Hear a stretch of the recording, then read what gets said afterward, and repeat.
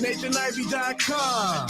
Mr. Ivy know the show must go on. As far as Cincinnati, man, I put on. Tunes made another flame beat for me to cook on. Raised arms, close fists, yeah, too strong. Team AI, chop it up at the chop shop. Top notch with the king flow, the hot shot. Cop squats in, listen to the real. Jumping like hopscotch, nobody harder than, oh, no, think not. Not only citywide, but nationwide. Superlative, keep it locked like them Haitian guys. Put the truth in the airwaves, we talk about it. Brand new like the tent plates, let's be about it. Who got the info by the AM? John be the rapper, got them jamming when they play him. Staying in my lane, they ain't gotta okay him. Who the host with the scoop? Yeah, they gon' say him.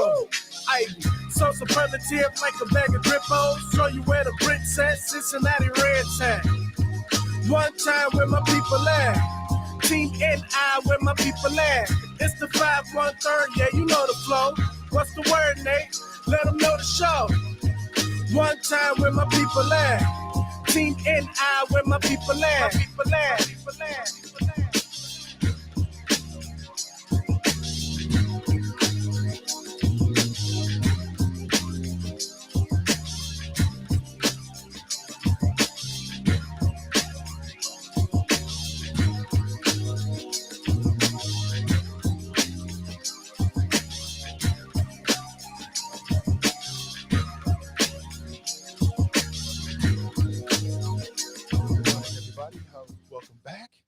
Hey, listen, take a second to like and particularly share today's show. I'm getting back to my regular schedule, our 7 a.m. schedule. That's really where I want to be. And I know that some people might have got away from the program, but it's time to get back to it, family. Good morning to you.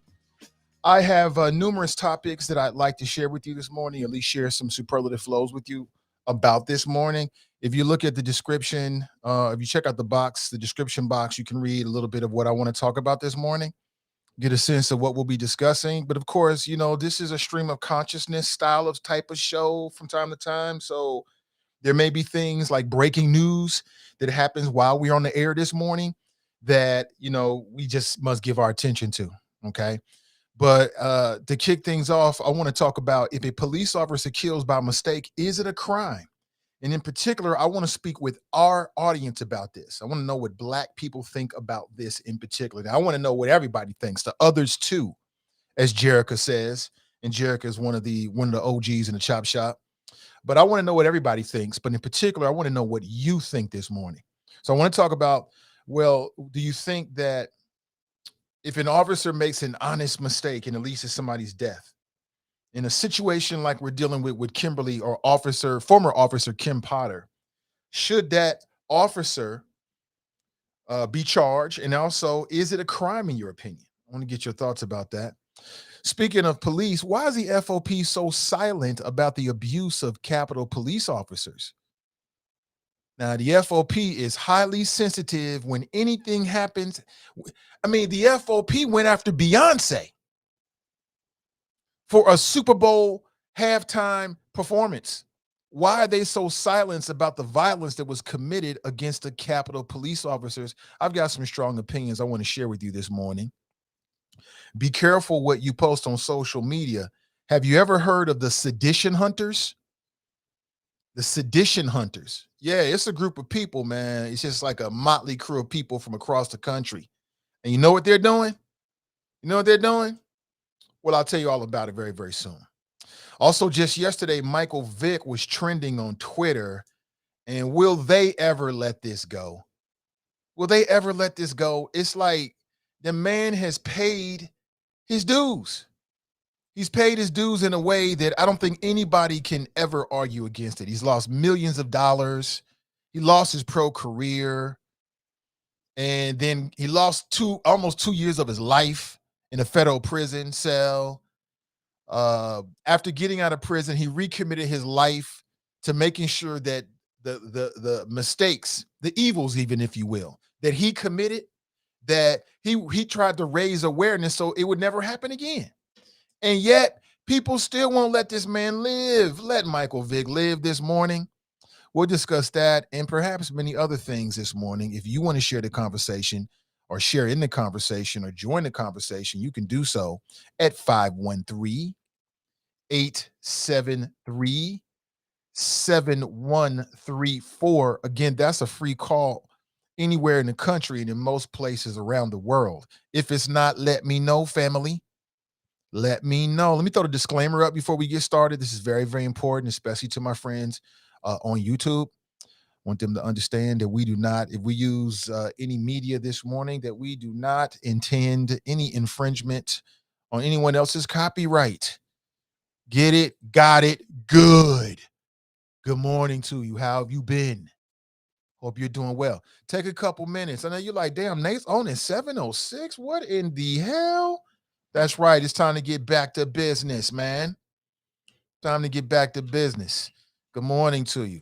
Listen, the show is still open. As you can tell, I'm prepared to talk about numerous things already, which I'll dig into in a second. But this style of show, I built this show for the internet.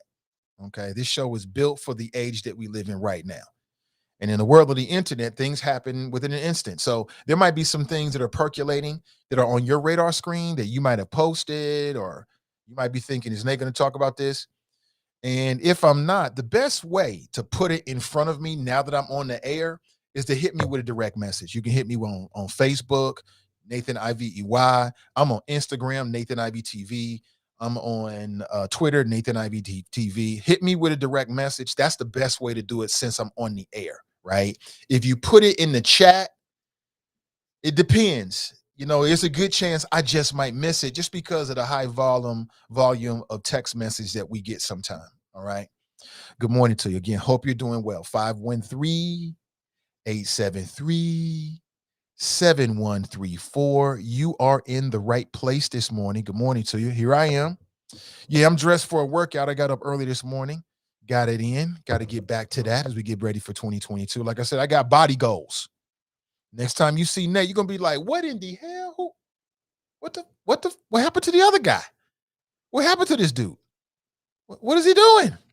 What in the hell?" And that's what I want. Good morning to you. How am I looking? Looking okay? Looking all right? Good. A lot of people at the gym this morning getting it in. Yeah, I'm back at 7. I had to get back to I was tripping for a minute, but I'm back.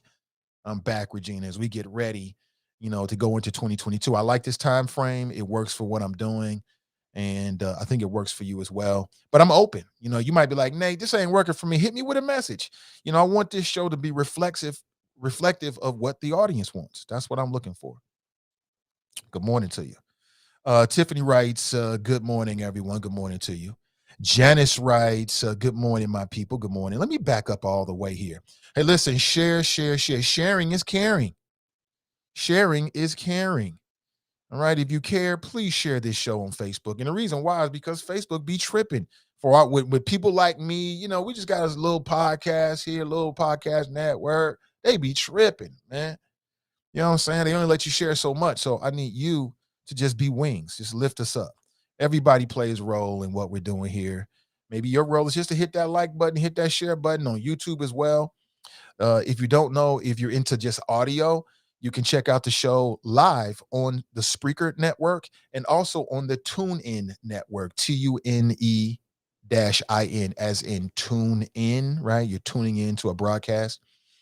And the show is also archived on those platforms. So if you missed the show live and you just want to check out the audio, you're like, man, I don't want to see his damn office. Fuck them bucks. I don't want to see his face. I just want to hear the flows. Then you can check it out. You can also go to nathaniv.com, and everything is always curated there as well. So good morning to you. Good morning. Let me say good morning to my people. Ashley writes, good morning, Nathan and Choppers. Enjoying family time in Columbus. Happy holidays, everyone. You up in Columbus, huh? Okay. It's Omicron in Columbus. Omicron sounds like one of the Decepticons, doesn't it? Like, what were some of the names of the Decepticons? Omicron, say Megatron, Omicron, right? It sounds like it. Was there ever a better name for villains than Decepticons? No. Sounds like it. I don't know. I'm out there. So look at these two things right here.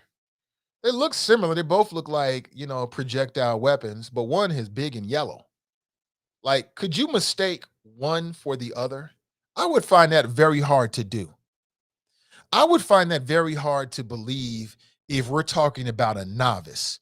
That's the reason why the taser is yellow. Is former police officer Kimberly Potter colorblind? That hasn't came out. That hasn't came out. How do you mistake one for the other? How's that even possible? Prosecution says it was a colossal screw up that should lead to criminal charges and confinement. The defense says a mistake is not a crime. Now, you don't have to share with me, but what's the worst mistake that you've ever made? What is the worst mistake that you have ever made? I don't want you to share it because people will, this is the chop shop. You know what'll happen. But just think about it for a second. What's the worst mistake you've ever made? Were you remorseful? Did it cost anybody's life? And we're talking about civilians, not even police officers. Our society gives police officers extraordinary powers. We give them a lot of sway so they can do their duty, protecting crime or property or reinforcing the racial hierarchy, however you want to look at it. Our country gives them a lot of sway. Our culture gives police officers a lot of sway. Should that sway extend into making mistakes such as what Kimberly Potter is dealing with right now? I thought I was pulling a taser. That's the weapon you see on the right.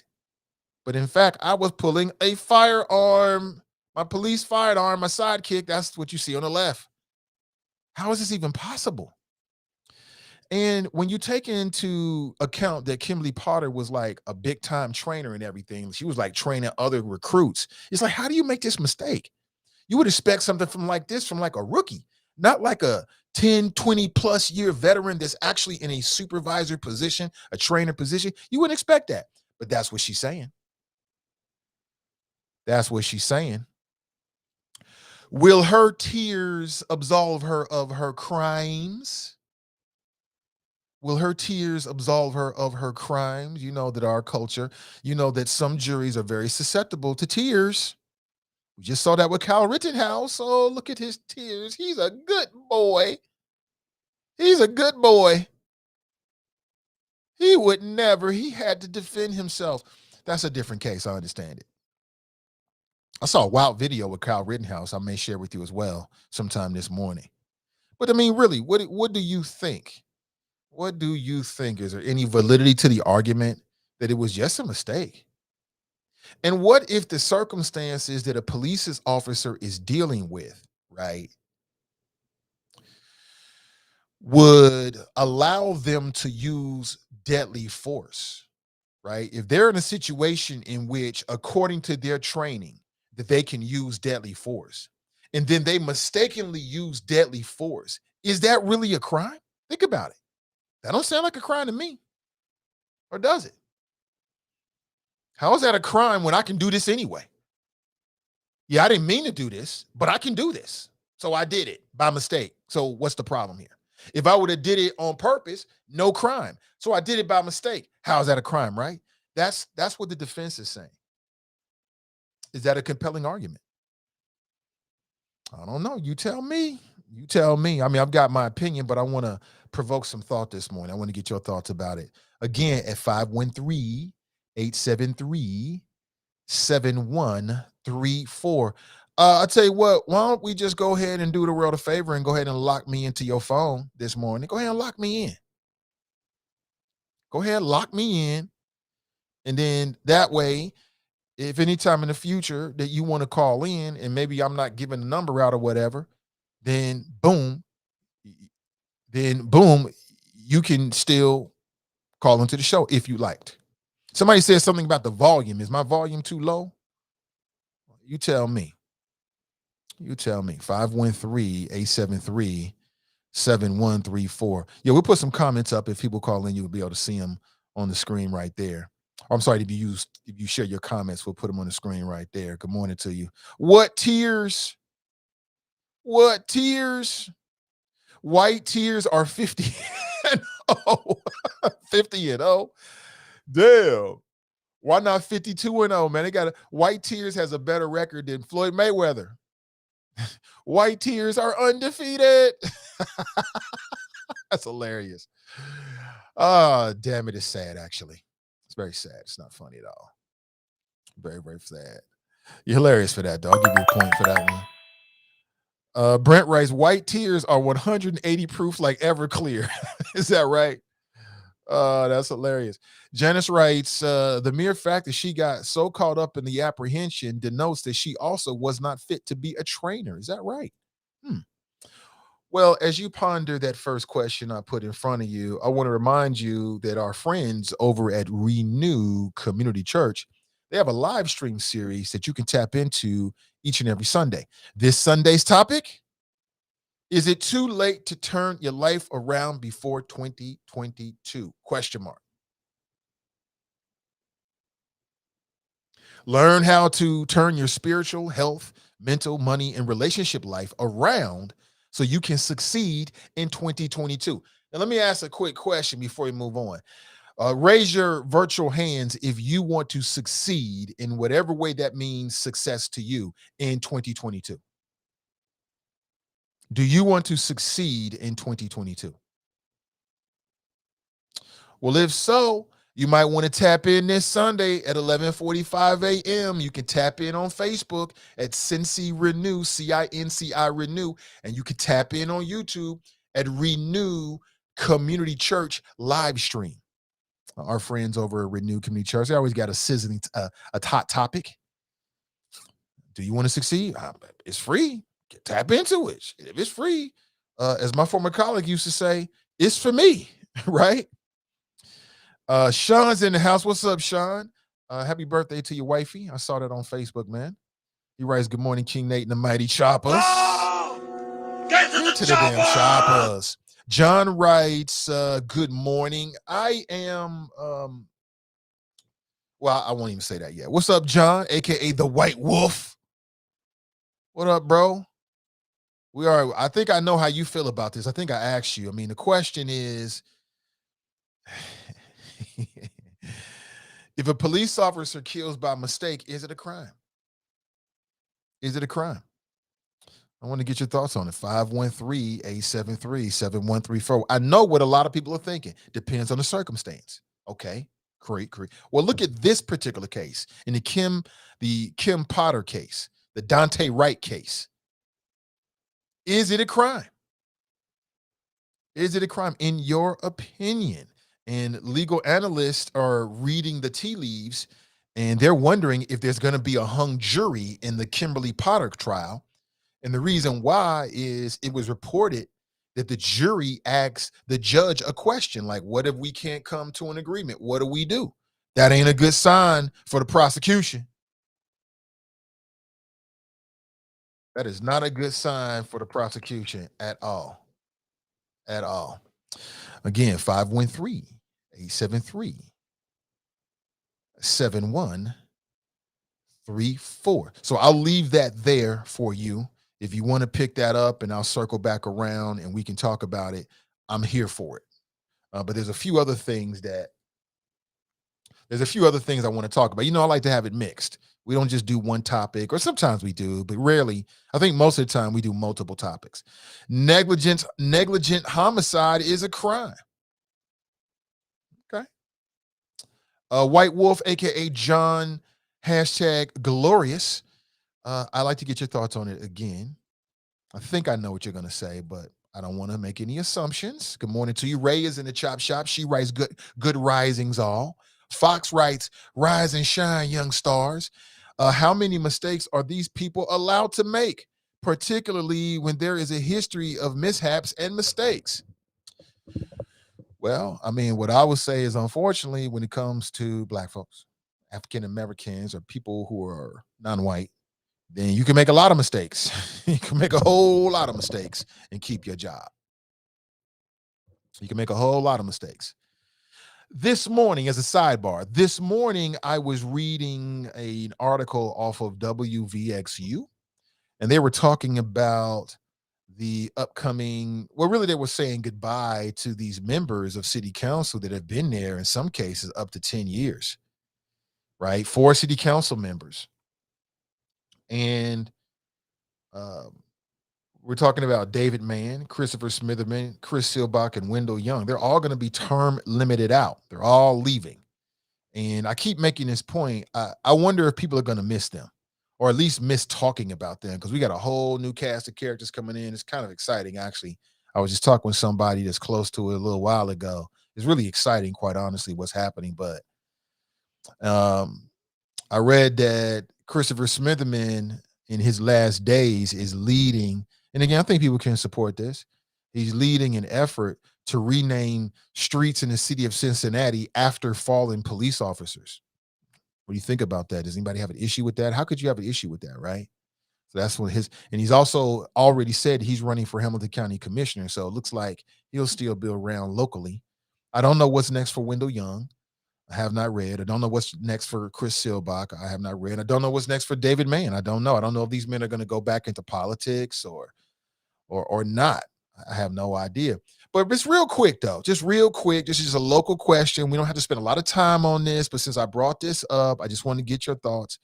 Like, what is your general feeling about this incoming city council? Like, and mayor? Are you optimistic? Are you sort of like meh? You know, which is it? Are you kind of like same old, just different faces? I mean, give it to me straight. Or are you like, oh no, this could be something different? Where are you on that? Don't have to be a long conversation. I just want to check in with you on that particular topic, because if you live in Cincinnati, it matters to you. It matters to you. Good morning to you. Don Lee's in the house. What's up, Don? He writes, if a regular citizen is killed by mistake, they be held accountable by being charged and or convicted of negligence or reckless homicide in most cases. In the case of Officer Patton, I believe her negligence caused her to commit the accidental shooting. I do believe she should be held accountable for her mistake. Thank you, Don. I appreciate it. That's coming from somebody that knows the law, knows law enforcement. Now, I would agree. You already know how, but maybe you don't know, so I'll tell you. In my opinion, I don't care if you especially if you're a police officer, especially if you're an officer of the law, then you should be held accountable for your mistakes, because your mistakes, they mean so much. They mean so much. But we shall wait and see. Like I said, when the jury's asking for instructions because they can't agree to me and my layman's, knowledge of how this all works, that ain't good for the prosecution. So could there be one or two people in the jury that's kind of like, you know what? Those tears are everything. They're everything, right? And so they're really like in their feelings about it. It could certainly be. It could certainly be. Anthony's in the house and appreciates your support, brother. 100%. He writes, for the jury to have that question means the prosecution didn't do a good job. Prosecution should have at least established in their minds she was negligent in her duties. Now, I'll admit to you, I haven't been keeping up with the trial wall to wall, so I can't give you all the ins and outs. Perhaps somebody is watching or listening, and they can tap in and give us their thoughts about that. If you like to, there's a number on the screen right there. So I can't tell you I've been watching wall to wall, because I have not. But let's talk about that for a second, because that leads us to something I want to talk about this morning. And that is a New York Times article. And it all kind of fits in with this. There's a New York Times article that you may or may not be aware of, but it offers what could be a very interesting conversation, in particular for us in this audience. And the New York Times article is all about fighting racism. And the author, who is a white male, he posits that perhaps we, as our society, or maybe he's talking about black folks or people, anti-racist activists or Black Lives Matter, whatever, but his opinion is that perhaps rather than dealing with racism in a confrontational way and an overt way and talking about black and white, that perhaps it should be dealt with quietly. In fact, that's the title of it. It's titled Fighting Racism Quietly. I'm going to post a link right now for my readers out there. You might want to check it out. Here it is on YouTube first. Boom, boom. And then here it is on CDM's page. Boom. And on the Nathan Ivy Show page as well. You can check it out right there. There it is. Well, that's me. And you can check it out. Here's the New York Times article title: Fighting Racism, Quietly. Subtitle: The Ahmaud Arbery Trial Offers Lessons for American Politics. So the author, his name is David Leonhardt. As a matter of fact, he did an interview with Black News Channel, and I thought it was very interesting. I love what they're doing. His name is David Leonhardt. And just to sum it all up, he's wondering if perhaps the most effective way to achieve racial justice can be to sometimes downplay race.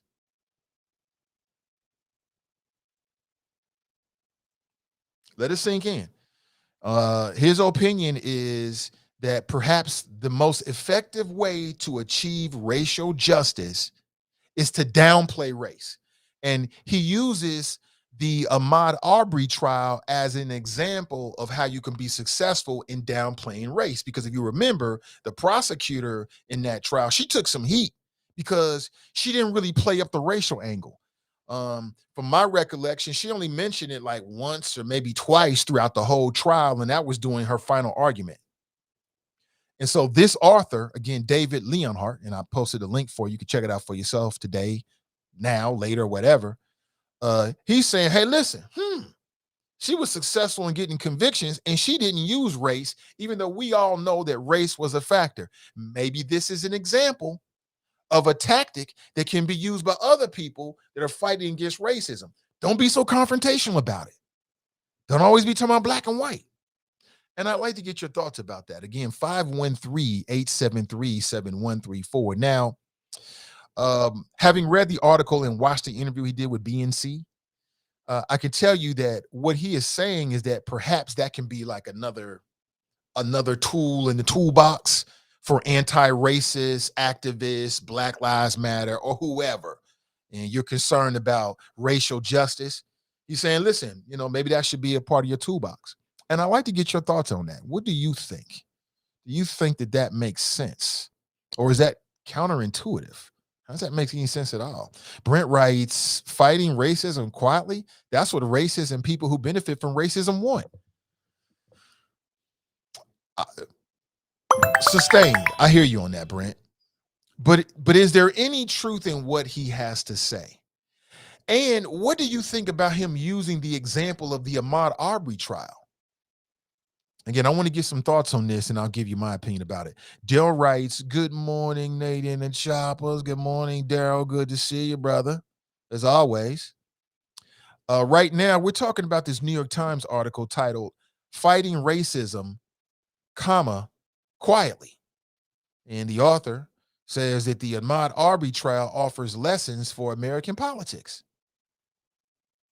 And he talks about the prosecutor in the Ahmaud Arbery case. Her name was is Linda Dunikowski, I believe. Linda Dunikowski, I got it right. And she decided to not take a pro-race strategy in going after the defendants, and it worked. And the author picks up on this and says, hey, listen, if it worked over there, perhaps taking sort of a softer velvet glove kind of approach is what we need right now to achieve racial justice. Because he feels like all it's going to do on some levels is just whip up the racial animus. Does that ring true to your brain? What do you think? What do you think? And I've got some problems with it. I'll be honest with you. I've got some problems with it, but I really want to get your thoughts before I dig into it. Dale writes, who wrote the article? His name is David Leonhardt.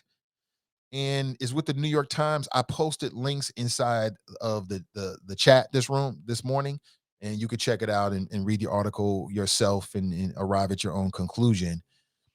But I got some problems with it. Would you like to hear what my problems are with it? Well, number one, I feel like it's a bad example to use the Ahmaud Arbery case as an example on how, like, not really pushing race can get you success. I think that's a bad case because, I mean, quite honestly, that Ahmaud Arbery case was a slam dunk. It was a slam dunk. Like in that case, the facts were just so overwhelmingly on the side of the prosecution that they didn't really have to use race. You know what I'm saying? It was just, it was so heavily implied in the actions of these three white men against this brother, Ahmaud Arbery, that she didn't really have to. I don't know if that, and I don't believe that that's the best example to use. That's one of my issues with this particular article. My second issue with it is that it comes off as sort of like this white liberal paternalism, right? We got this white liberal that wants to tell us how we should deal with racism as if we haven't already thought about this. And as soon as I read the article in which he makes the argument that perhaps, folks that are looking for racial justice should take like a softer approach, and maybe they should rethink being so confrontational and black and white and things like that. And I'm like, wait a minute, what about, it's been plenty of organizations and even black-led efforts like Rainbow Push Coalition, Reverend Jesse Jackson. That's exactly what he was doing. He was like, listen, these issues that black folks is dealing with is bigger than just us. It's everybody. It's the rainbow. So they pulled a rainbow of folks together to fight or to push in a certain direction. So it's like, well, wait a minute, bro. We don't need you to tell us that. We already know that. Like that's the other thing that stood out to me. I'm like, listen, David Leonard, I get it, bro. Thank you. Keeps the conversation going, but you don't have to tell black folks that. Black folks do that every single day. Every single day. Depends on the context. Every single day. So I'm like, number one, bad example with Ahmaud Arbery because, and I give the prosecutor props because there have been other cases in which we thought it was a slam dunk. We thought that Trayvon Martin case was a slam dunk. We thought that was a slam dunk. There was no way that George Zimmerman wasn't going to jail, right? People were outraged. I get it. But again, Ahmaud Arbery case, man, the facts, the video, the evidence, their testimony, I just wanted him to stop. He wouldn't stop. He wouldn't take heed to my commands. Like, who the hell do you think you are? You can't command somebody else on what to do.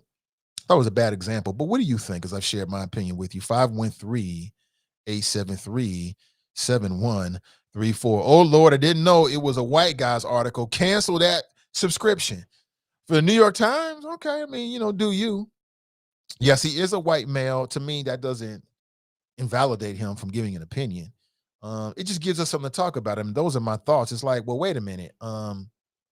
Like I said, Ahmaud Arbery, that's a different case. Not every case is so, for lack of a better term, black and white, right? As we talk about race. That was black and white. They had the video, they had the evidence. It was clear that Ahmaud Arbery was defenseless, that he was the victim, and that these three men were the perpetrators, and that it was racially motivated. It was just, it was in everything that they said and how they reacted to him. What's he doing over there? Who's this guy jogging through my neighborhood? It had all the elements, right? Not a good example. And then secondly, black folks already anti-racism activists. They already know this. They already deploy these strategies. That's just the way I look at it. But you tell me. Let me see. Fran Hampton started the Rainbow Coalition. Is that right? I stand corrected. Thank you, Maurice. I stand corrected. I'm sure this will be addressed by other black media. I'm sure it will be. Like I said, he was on the BNC, the Black News Channel. I read the article first and I saw that later. So good morning to you. Good morning. Sheila's in the house. She writes, good morning, choppers. Oh! Get to the choppers! Sean writes, Maybe fighting racism quietly by focusing on the crime itself, despite the motive, using the United States judicial system, might perhaps win more convictions, question mark. Do you African-American people need allies, question mark. Great food for thought. Okay. So you're saying it's something to think about, huh? I thought so too.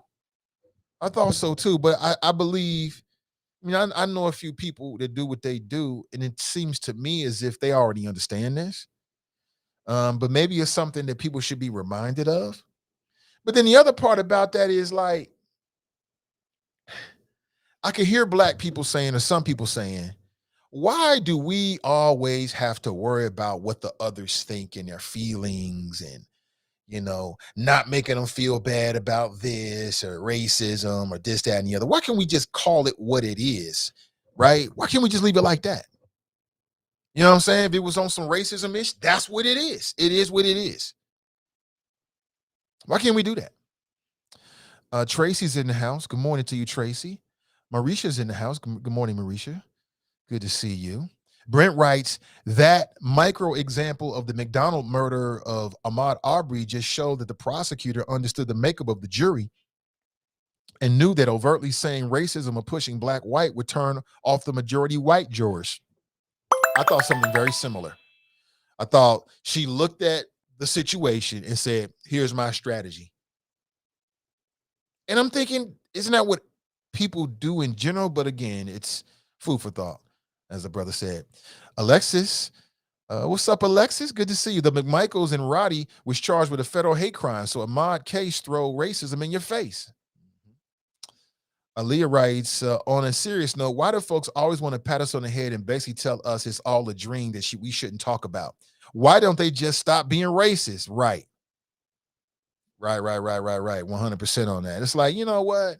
Yeah, but do you have to say, yeah, sure, it's because you're black. But do you have to talk about it like that? Many years ago, many years ago, let me tell you a story. Many years ago, I got a call from, it was a white dude, I believe.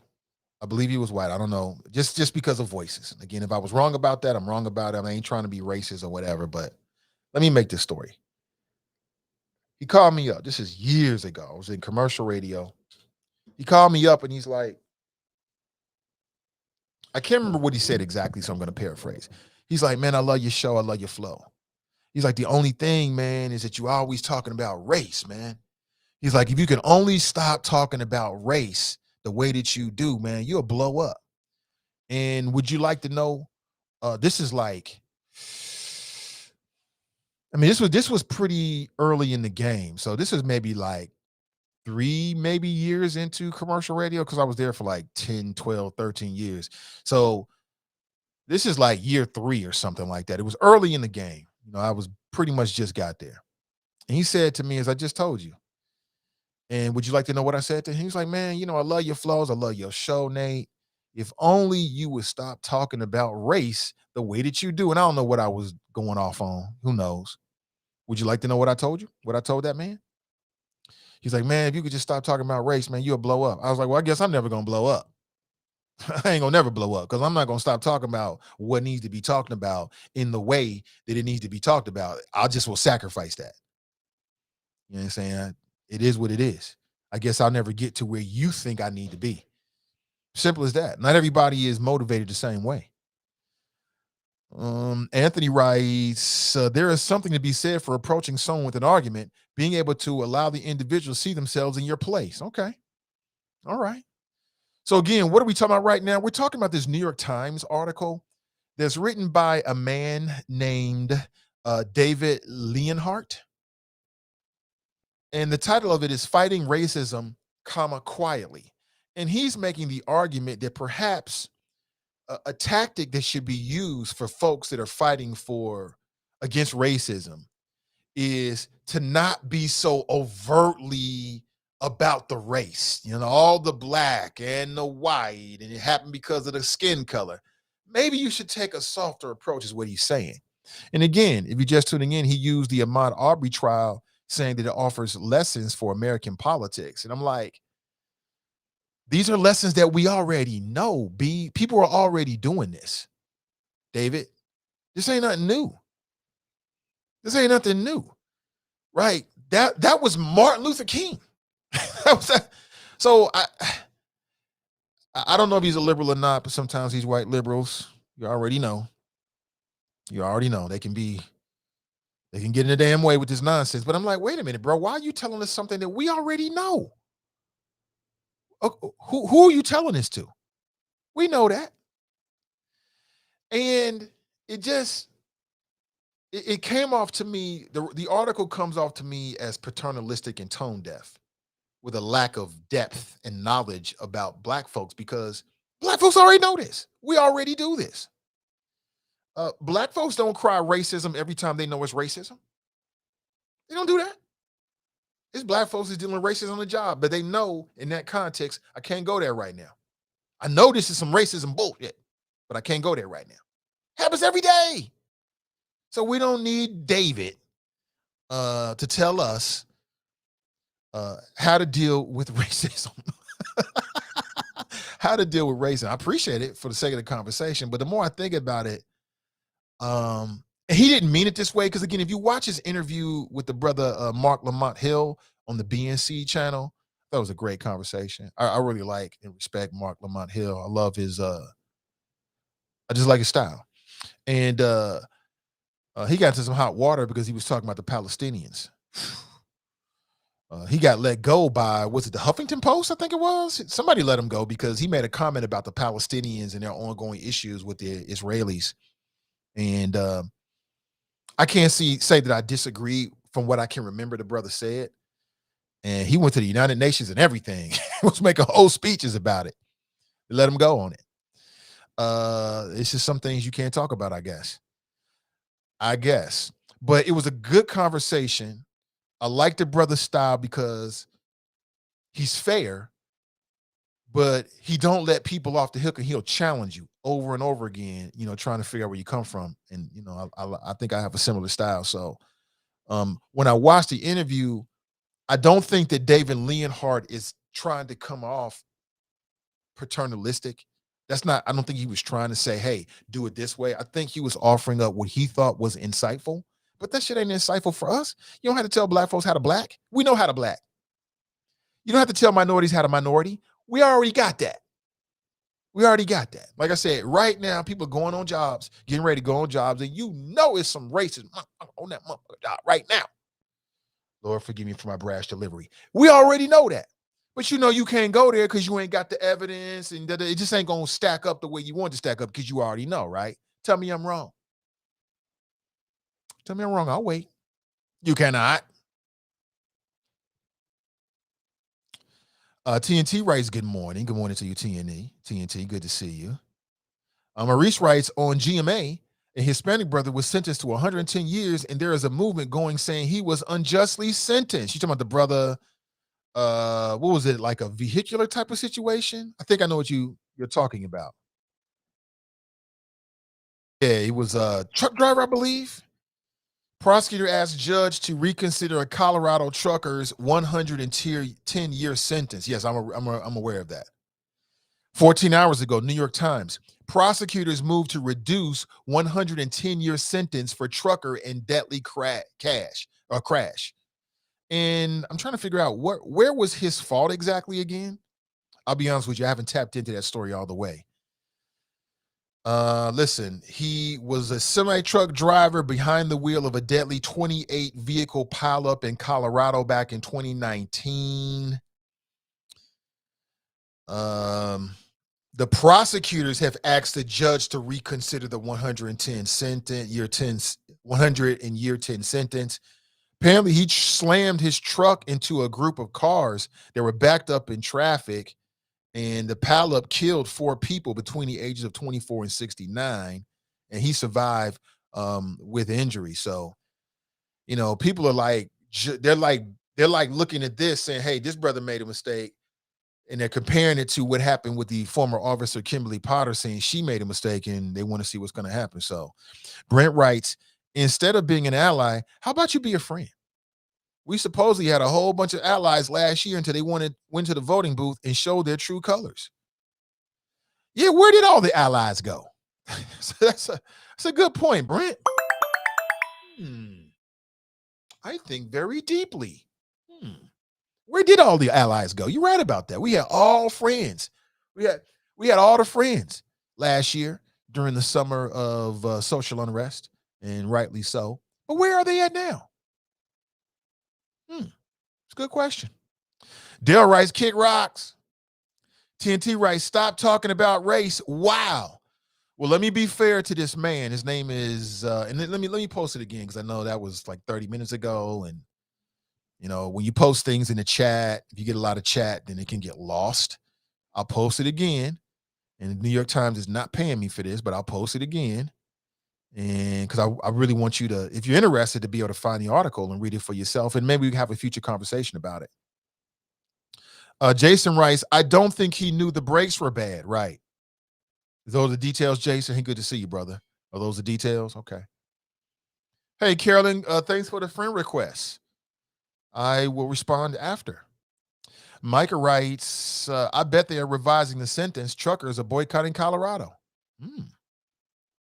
Strength in numbers. Alexis writes, being from the South, racism is still going on every day, and they don't want us to fight back publicly. A black couple was looking for Christmas lights and was approached similar to how Ahmaud was in Clayton County, Georgia. Really? What happened? What happened? Looking for some Christmas lights? Oh, my damn it. Damn, Scrooge. TNT writes, he had bad brakes. Are those the details? I admit I don't have the details on the trucker case. I wasn't prepared to talk about it.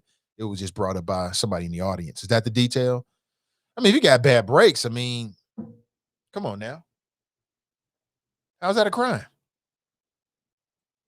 Because people died, damn it. That's how it's a crime. I get it. If you want to share your thoughts this morning, this is an interactive talk show. There's so many ways you can interact while we are live. Boom, you can hit that number, 513-873-7134. Let your fingertips step in the name of talk radio this morning.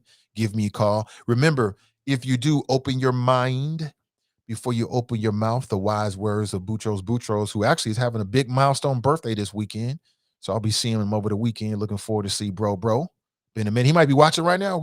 Happy birthday, bro. Glad to see you still with us, man. Big milestones.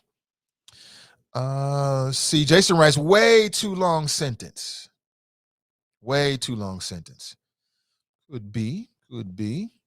Anthony writes, I think we get white people today is we point out how slavery and racism has held minorities back. Then we throw in how they as descendants have benefited from it. With all being our own individual slaves, we want to feel that we have put in the work to get where we are. I think every human feels that way. They are no different. Okay.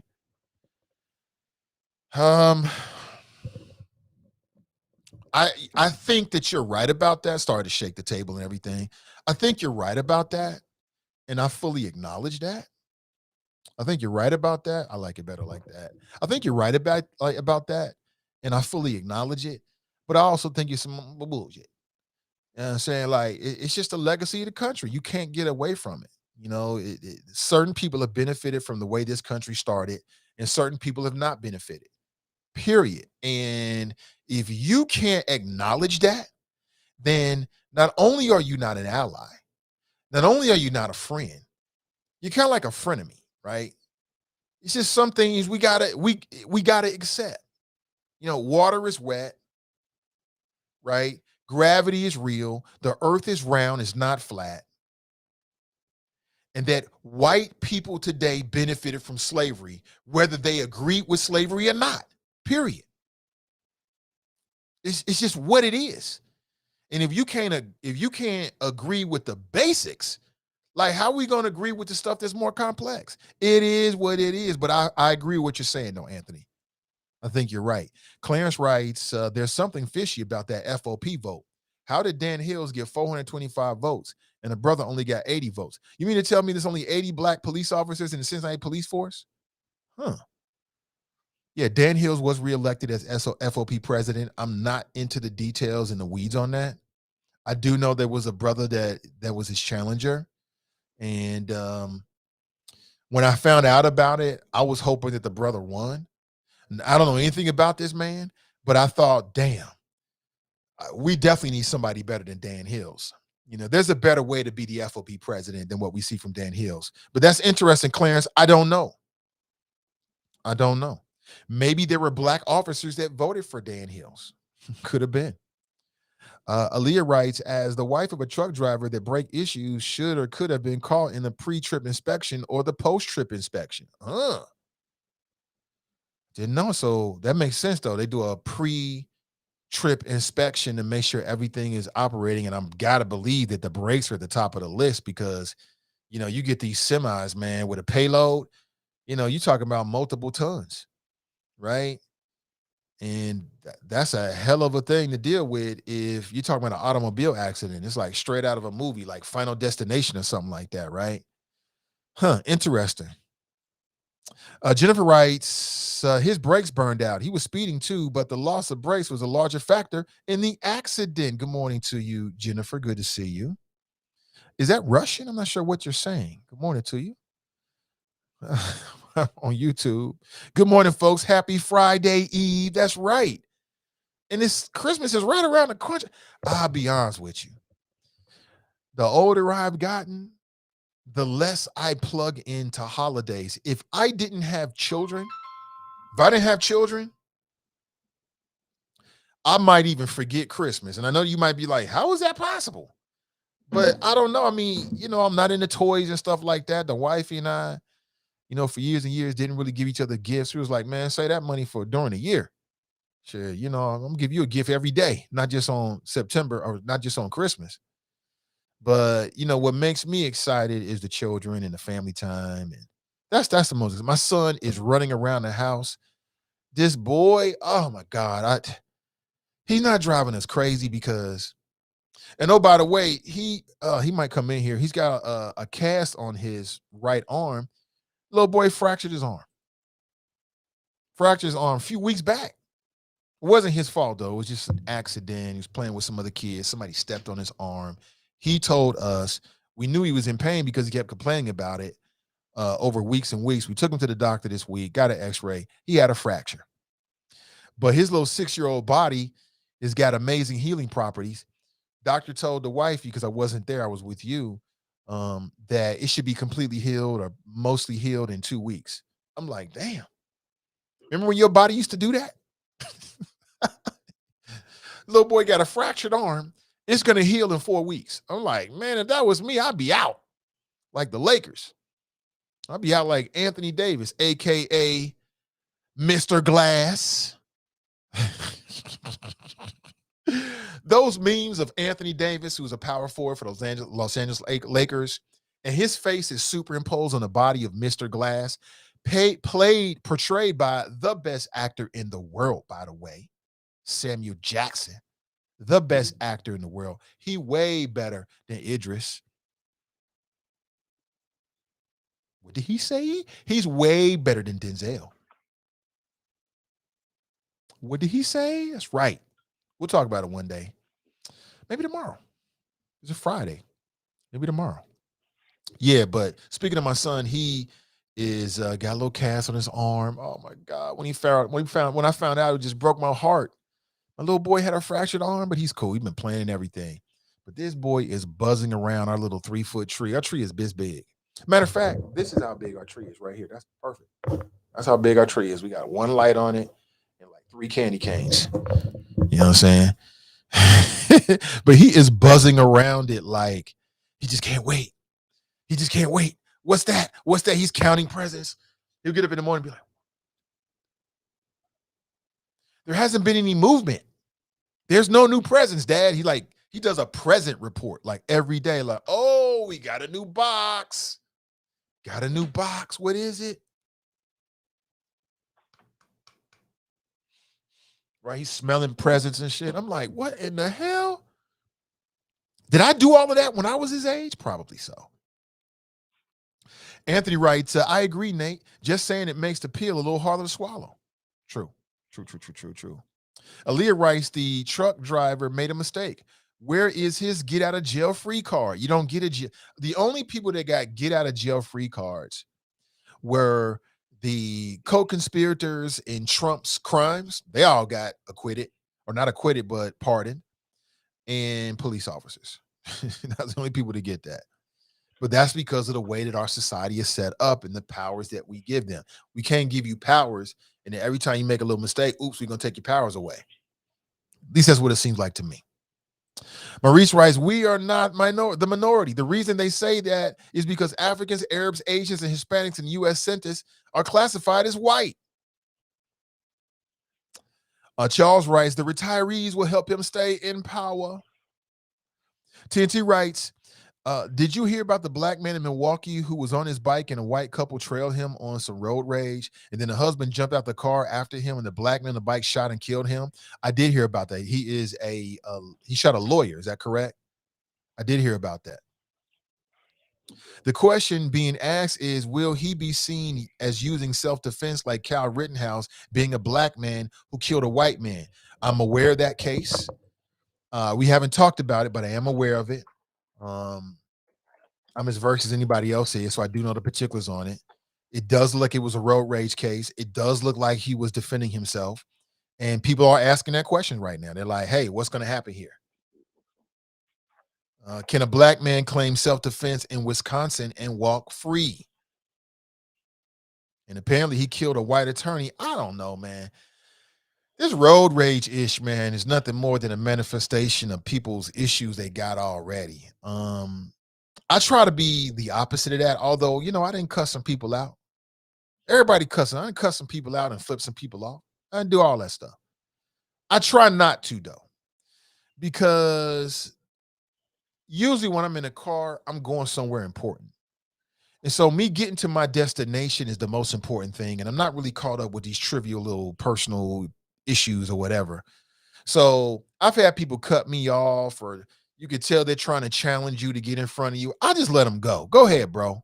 Go ahead, sis. That way we don't have no problems. Good morning to you. David writes, safe travels to everyone. Are people traveling with Omicron? Ain't no traveling now. Wait. How many people is traveling for the holiday, huh? We're gonna have to give you that scarlet letter. Put that O on your face, on your forehead. Yeah, for Omicron. Every time I say Omicron, I think of the Transformers. Every single time. Is it just me? I think of the Transformers. Every single time. What a dope ass cartoon. That was so much fun back in the days. Y'all got ish cartoons. I'm telling you, the Transformers, man, there's nothing like it right now. Backyardigans, nowhere near the Transformers. The Transformers was fun. And I can see, wasn't there like a Decepticon named Omicron? Like seriously, yo. Seriously, like all seriousness. I think there was. If not, they should make one. They should make one. So for folks who are tapping back in as we get ready, I'm going to take a quick break for about 3 or 4 minutes at the top of the hour. We'll also get a word in from our sponsor this morning, our friends at Renew Community Church. I'll play a little something and we'll come right back. But let me reiterate the topics for people who are just tuning in. So, the cover topic is, if a police officer kills by mistake, is it a crime? And you probably know this, but we're talking about former police officer Kim Potter, and she shot to death Daunte Wright. The defense is saying that it was a mistake. It was a serious mistake, but it's not a crime. The prosecution is saying it was a mistake, but it's a crime, and you should do some time. I want to get your thoughts about that this morning. If a police officer kills by mistake, is it a crime? Is it a crime? Also, is fighting racism quietly the right tactic? At least one New York Times reporter or writer thinks so. He's got this whole article, which he makes the argument that people that are fighting for racial justice and are fighting against racism, you should consider, taking a more scaled down approach. Scaled down in the sense of, let's not push the racism thing. Let's not push the black-white thing. And he offers up the Ahmaud Arbery trial as an example of how you can be successful and not bring up race, even though everybody knows that race was a part of it. We've discussed that this morning. Coming up in terms of topics that we haven't covered yet, why is the FOP so silent about the abuse of Capitol police officers? We'll take a look at the history this morning. Also, be careful what you post on social media. Have you ever heard of Sedition Hunters? Well, you're going to meet them in just a couple of minutes. And Michael Vick was trending on Twitter this week. Matter of fact, it was 2 days ago. I said yesterday earlier, but it was on Tuesday. And will they ever let this go? Will they ever let this go? Let that black man live. What is Michael Vick doing right now? He's doing like television and, living his best life and promoting humane interactions with dogs, with animals. What else do you want from this man? But we'll talk about it. All right. Don't go anywhere, family, because I'm not going anywhere. We'll be right back. This is the Nathan Ivey Show. I'm live, I'm local, and I'm vocal, and we'll be right back.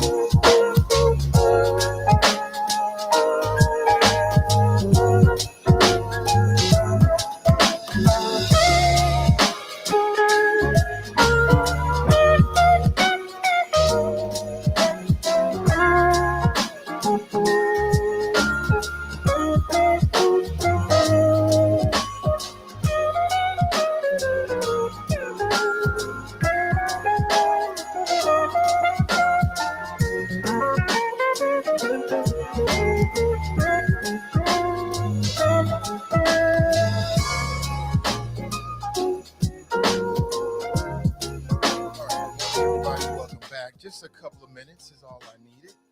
We've got a call on the line, and let's see who it is. Let's say good morning. Ready for that?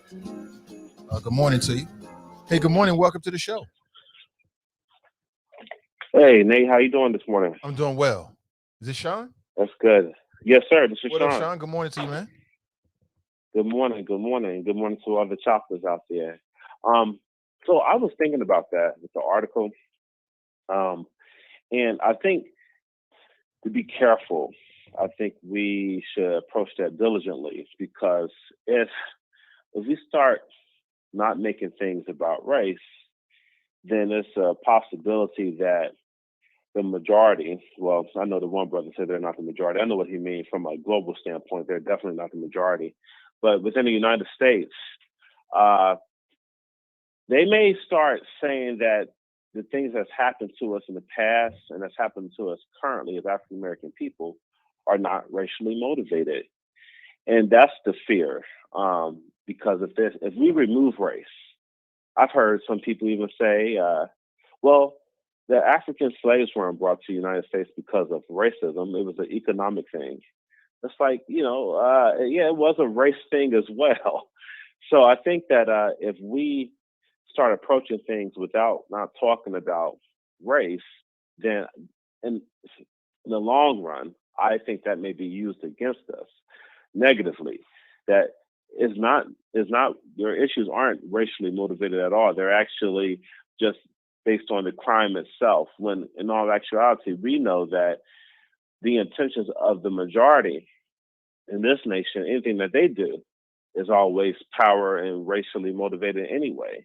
Why did Trump elect over 133 or 213 judges during his term that were white?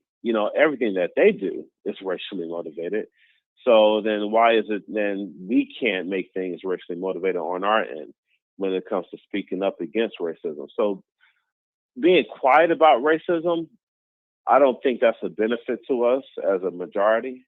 I think that we need to be outspoken about it because, in my humble opinion, it tends to be the main issue. I'm sorry. I'm sorry about that, man. Somebody's asking me about something. Sorry about that.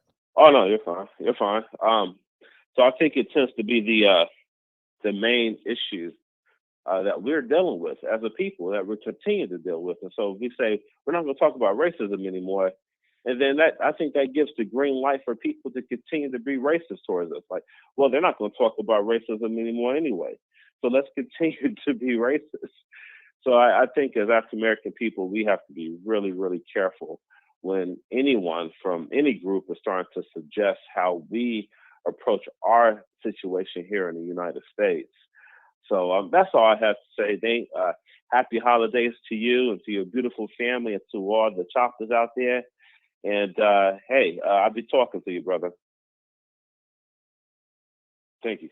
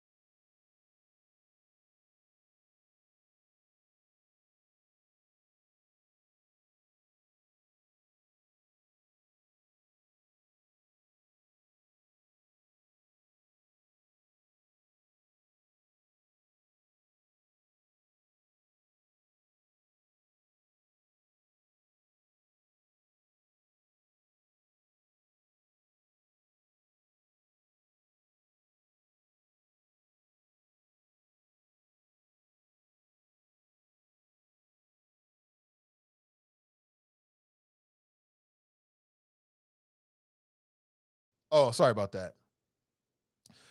Appreciate Sean. Somebody just told me I did what I do every single day. Sorry about that. I was pantomiming. But to piggyback off what he's saying though is we're talking about this article in the New York Times titled "Fighting Racism Quietly." I've posted several links. Just go back to the chat. It's right there. It's in the New York Times. It's written by David Leonhardt. You can check out this article, but you can also go on YouTube and go to the BNC Black News Channel, and it should come up. I'm not sure how many days ago it was or anything like that, but he did an interview with one of their hosts, and he talked more about it. And I thought it was a good interview. The host really pushed him and made some points that I have as well. And he's saying basically he wonders if the most effective way to achieve racial justice can sometimes be to downplay race. And don't that sound like some BS? To say it more politely, doesn't that sound counterintuitive? How could the most effective way to achieve racial justice be to downplay race? Huh? How's that work? But as I said, if you just tuned in, he used the Ahmaud Arbery trial because the prosecutor in that trial, she didn't talk about race. She didn't make the trial about race. She made the trial about the facts. What I would argue to David Leonhardt, the author, is that trial is a bad example because the facts of the trial were so black and white, pun intended, that she didn't have to. She didn't have to. All she had to do was talk about the facts. Man's running down the street by himself. He's done nothing wrong, hasn't committed any crimes. He's not armed. He is tracked down by 3 white men, shot, dies. So I thought it was a bad example. And then secondly, black folks already knew this. We don't need to tell you how to do the black thing. We got that. You know, believe it or not, black people are pretty good at being black in America. We got that one down. And what I would argue is that black folks and activists over the years have already been employing these strategies. They already know this. So it came across as very paternalistic to me, but I just wanted to reiterate that because Sean called in. I want to move on and bring up some other topics this morning, some other things that may or may not be on your radar screen. And let's talk about Mike Vick for a second, because Mike Vick is just, I always like Mike Vick. I always like Mike Vick, man, because he's of my generation and he was just so hip hop. He had the cornrows, he had the chains, he had the baggy pants and the clothes. Like, he was like our black quarterback. Plus, he was dope on the field. It was super dope.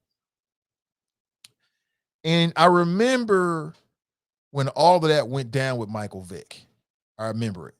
He had like a reality show for a little while. I think it was called like Being Michael Vick. It was just so emotional, and it talked about all the stuff he had to deal with. But there was a time when Mike Vick was that dude for the Falcons. Down in Atlanta, the Falcons had a cool color scheme and a dope logo, and they had a dope ass black quarterback. And we all know that because of racism, there I go again. Oh, David Leonhardt won't like it. I should approach this topic about race without talking about race in his opinion. It'll take us farther. But, you know, there was a time when, you know, I think we're getting beyond that. But there was a time when you ain't seeing no black quarterback starting, like the starter, like up on the marquee, the banner, like the guy. You ain't see none of that. It was rare. You had your Warren Moons, your Randall Cunninghams, you had here and there, your Culpeppers here and there. But Mike Vick was different, man. You know what I'm saying? Because he had that Allen Iverson thing going on where he was authentically himself. Maybe too much, because I don't remember where I was, but I just remember not liking the news reports about the whole dogfighting thing. And I'm not trying to get myself in any trouble with you, because do I care? Gosh damn, B, fix the mic. Fame sent me a text. I hope it's not that irritating. It's more irritating to me than to you. But I've already explained why it happens. I try to do better. So Mike Vick was that dude. He got caught up with this dog fighting thing. Apparently he owned a business where they were raising dogs, but they were also making the dogs fight. Is that the right thing to do? No. It's not that I'm anti-dog. I'm just pro-human. I'm for the humans.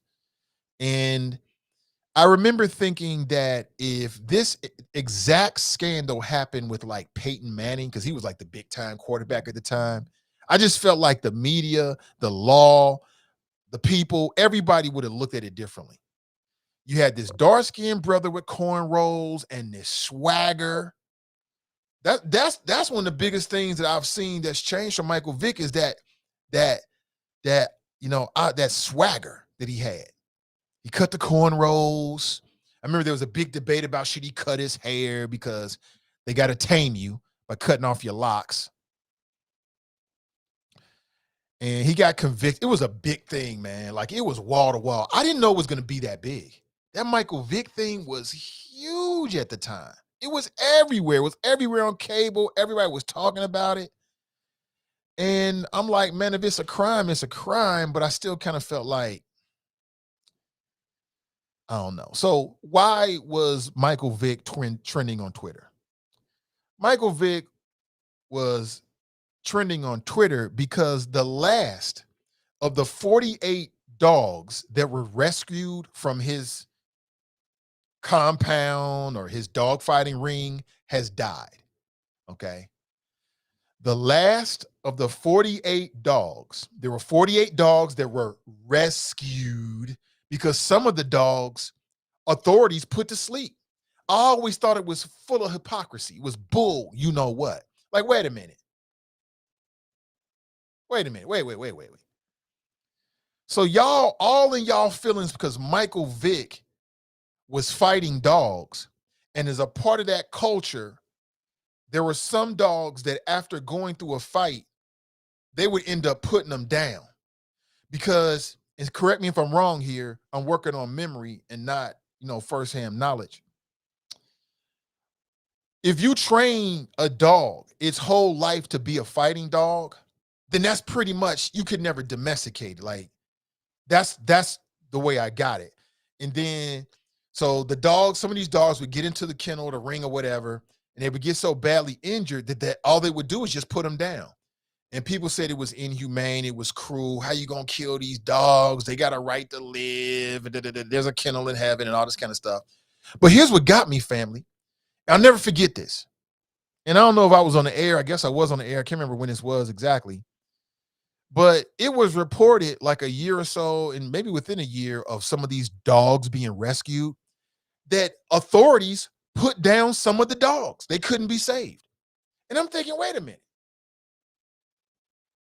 So when Mike Vick decides that basically it's like triage, right? Like, not everybody's going to survive, and sorry, Fido, you ain't going to make it. And they put the dog down. Somehow that's a crime. But when they do it at I'll just say SPCA or wherever they have dogs and cats, when they do it, that's humane. I'm like, dead is dead. What's the difference? Hypocrisy. But some people who were close to the kennel that, here it is right here. Some people that are close to the kennel that took in this particular dog posted it on Twitter. And then when they did that, people just got picked up even more and more. Here it is right here. We rate dogs. Let me see if I can go exactly to where they are. Here it is right here. Can you see that? We rate dogs. We rate dogs. I'll put me back up there. That's the name of this Twitter account. This is Frodo. They named the dog after a character from Lord of the Rings. This is Frodo. He was the last of 48 survivors rescued from Michael Vick's dogfighting operation in 2007. 2007, y'all. We about to go into 2022. We talking about 14 years ago. He passed away over the weekend at the age of 15, surrounded by so much love. He and the rest of his very brave friends helped change animal welfare forever. Really? What did they do? How'd they do that? Somebody named, or at least the Twitter account is named Red Robot Cake, wrote, "Still so mad about this. Can't believe this guy got off so easily." Got off so easily? The man lost his job in the NFL. He was a starting quarterback who was set to make millions of dollars. Then he lost millions of dollars in potential revenue, future revenue. Then he lost millions of dollars in legal fees. Then he went to jail for almost 2 years. Then he got out, completely changed his tune, and became like a spokesperson for the humane treatment of canines. What else do you want from this man? What else do you want from, I'm glad that we have people out there that care about the animals. I'm glad that we have people out there that care about the dogs and the cats and the gerbils and the rats, right? I'm glad. We need those good people. Props to you. You know what I'm saying? Because these animals have every right to live just like humans do. I believe that. But y'all need to quit with this Mike Vick-ish, man. It's over. It's over. It's over. Okay? Let this this transformation is real. Somebody wrote, white people quick to tell us to move on from slavery, but still hold grudges about Michael Vick. Oh! We'll level up on that point right there. Great point. Because earlier we were talking about how we're supposed to just get over slavery from this New York Times article, author, and, don't use the race card, everybody. But then you got some folks that still holding on to Mike Vick. What else they won't be happy until he's hung. That's what they want. They want to see him lynched. Literally, and I ain't saying, literally, I believe that they will not be happy unless he got the death sentence. It's over. And again, y'all mad at Michael Vick, but the authorities took some of these dogs and put them down because they were too vicious. Let me see if I can find an article here.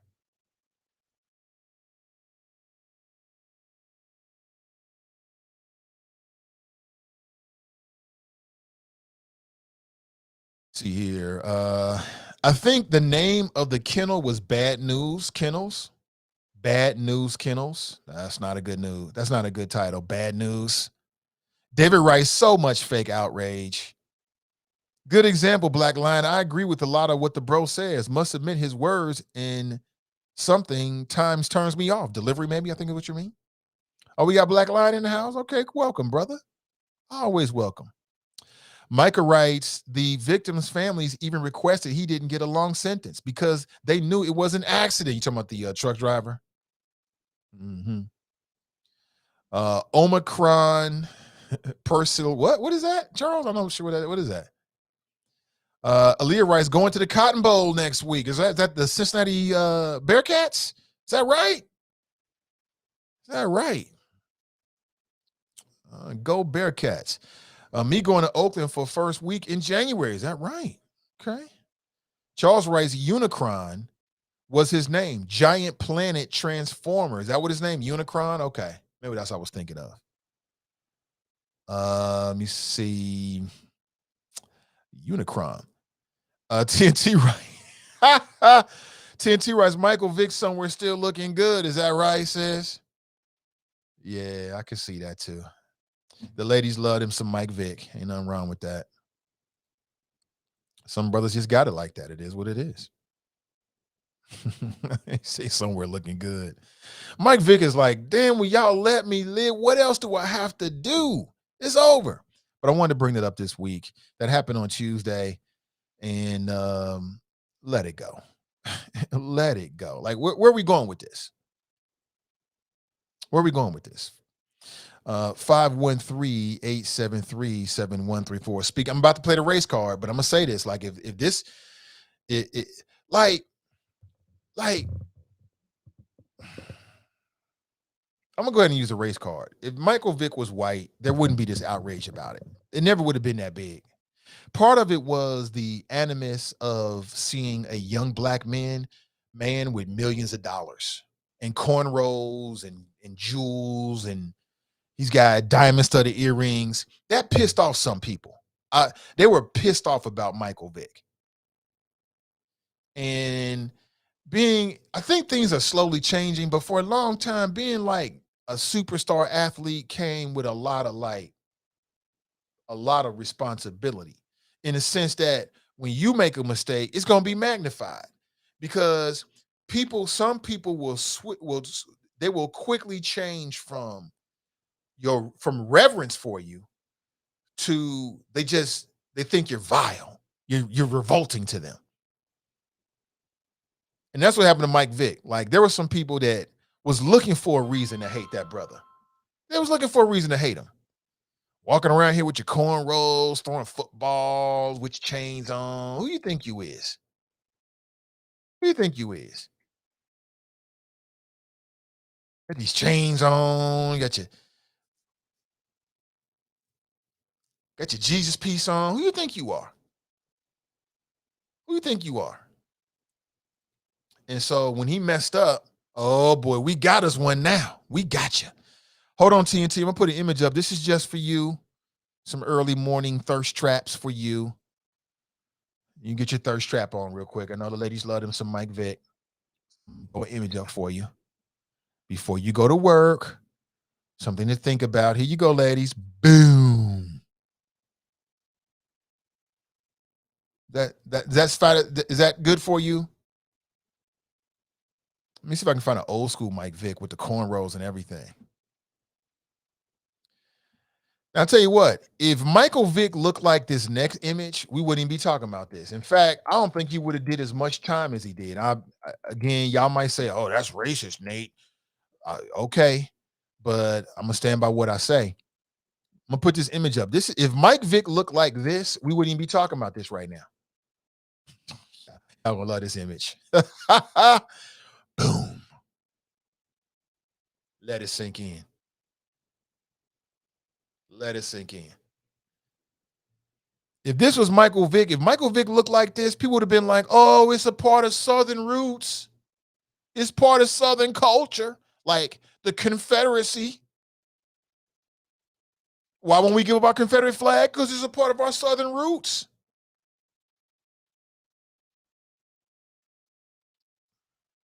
Why are we dancing around statues of Robert E. Lee like Bonfire of the Vanities? Because it's our Southern roots, right? If Mike Vick looked like this, we wouldn't be talking about Mike Vick right now. They would have let it go a long time ago. They let it go. But he doesn't. He looks like this. Oh, boy, I'm in trouble now. Alexis Wright, no, it wouldn't have been a discussion, period, right? TNT Wright, that's a cute white boy. At least you keeping it consistent, right? It's got good bone structure. And if Mike Vick looked like this with some blue eyes, oh, it's a wrap. Yeah, you can kill about 14 dogs then. We won't say anything. Strike that from the record. You didn't say it. I didn't say that. But he doesn't. He like this. And that was his number one crime. How dare you be successful in America and flaunt your wealth? How much is that chain? I bet that's real gold on that Jesus piece. How dare you? That's what it's all about. Nikki writes, I don't know, Nate. Some of these dog folks go hard regardless of who or what you are. True. I might be on a limb with this one, but I'm okay with that. I might be wrong, but I'm okay with that. I'm okay with that. Again, 513-873-7134. You can always take a free ride on my thoughts this morning. Let me do the heavy lifting. Let me do that. You chill, get ready for work, get ready for the rest of your day. I got this. Or if you want to get interactive, you got the number right here. There it is. You better know it. The chiseled chin. Brenda writes, fine as aged wine. That Vic swag. Oh, you like that Vic swag? You like that Vic swag? We had John on line, but John is so damn impatient. Oh, there he is. He's calling back. Let's go straight to the line. Good morning, John. Welcome to the show, brother. Good morning, Mr. Nathan Ivy and the good people of Cincinnati, as well as the good people around the world. And yes, those blasted choppers. Good morning, sir. How are you? I'm doing well. Welcome. Happy holidays to you and your family. Thank you. And I hope you have many, many more. Thank you. Same to you. What's on your mind today, John? Well, as I was sitting back doing some work on the computer, I chimed into your show. Came in the middle of your opening flows, which was very interesting. And you were talking about Michael Vick. As you were talking, I reminisced on what you were talking about. If we look at, if Michael Vick was blonde hair, blue eyes, he would have got a pass under the table really fast. As you were talking, names popped in my head like Eli Manning and that stock mess that got swept under the table real fast. Now, Eli Manning, former Colts quarterback, got only one Super Bowl. Not Eli. What's his other brother's name? Oh, Peyton. I'm sorry. Peyton Manning. Peyton. Now Peyton was already out of the NFL, but he was doing some scrupulousous things with the stock, and it was investigated by the feds, but it got swept under the table really fast. If you look at who's the former Green Bay Packer, a quarterback that got after he left Green Bay, I think he went to the Jets, and he was, very attractive wife he has, but he was looking at the cheerleaders on the sidelines. That got swept under the table. I love Tom Brady. A lot of people don't like Tom Brady. I like him. I think he is the greatest quarterback, and I don't think nobody ever is going to break that a record that he got, with those rings. But just imagine if Tom Brady was black. 6 Super Bowls, he stepped out of line, he would be thrown underneath the jail. But Tom Brady is squeaky clean. And a lot of people don't like it because he got the 6 rings. He got a beautiful, attractive model Brazilian wife that's making more money than him. But, Tom Brady knows how to keep his nose clean. He knows people are waiting for him to slip and fall, but he's not going to do it.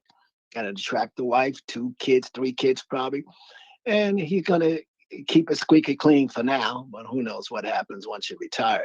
Things happen. But I do agree what your flows are. I remember that Vick story. I followed that for a while. But Vick was warned. He was warned just, before the feds were creeping into that doghouse there in Atlanta. He was warned, and Vick ignored it. Now, he wasn't there. I believe from the story that I read, his cousin was running that house and doing the dogs, the pit bull and the fighting. But he was warned to get his name off that house because the feds are coming in, and he ignored it. And next thing we know, we know the end of it. It went down on him, even though he didn't have no control over what was going on, but he owned that property. So they was making an example of Vick. And the other person, Iverson. Now, Iverson, talented brother. I don't know if you ever pull up the YouTube and see Jordan Garten Iverson, and he did a juke on Jordan, boom, boom, boom, and he went around and bam. He crossed him over. That famous crossover moment. Yeah, it was great. Yeah. But you know what? Anybody can get crossed over in basketball. I don't care how good defense you are, because the offense always has an advantage. They know where they're going. Well, Iverson was doing something before even what's the name for Golden State was doing. He was fast. And for what I read the history on him, he had a choice to play football. They said he was a good quarterback in high school. But if you remember Iverson almost didn't make it to the pros because there was an altercation at a bowling alley, I believe. And he actually was sentenced and was on his way to jail, if not in jail. And the family and community appealed to the governor, and I think the governor pardoned him, and that's how he got out, if I understand the story. But he almost didn't make it. I didn't know that. Yeah, he almost didn't make it. He was either on his way to jail or in jail. And there was a big fight at the bowling alley. People were throwing stuff and chairs, and people alleged that he did it. And he was convicted for, I think, like some kind of assault and was in jail. Wow. I believe. Let me double check on that, but I believe that's how the story goes. I had no knowledge of that tidbit of Iverson. But, it comes down to one thing. This is America. And these athletes have to understand, you're in America, they're paying you millions of dollars. You step out of line. And if you're a star player, they're going to get you.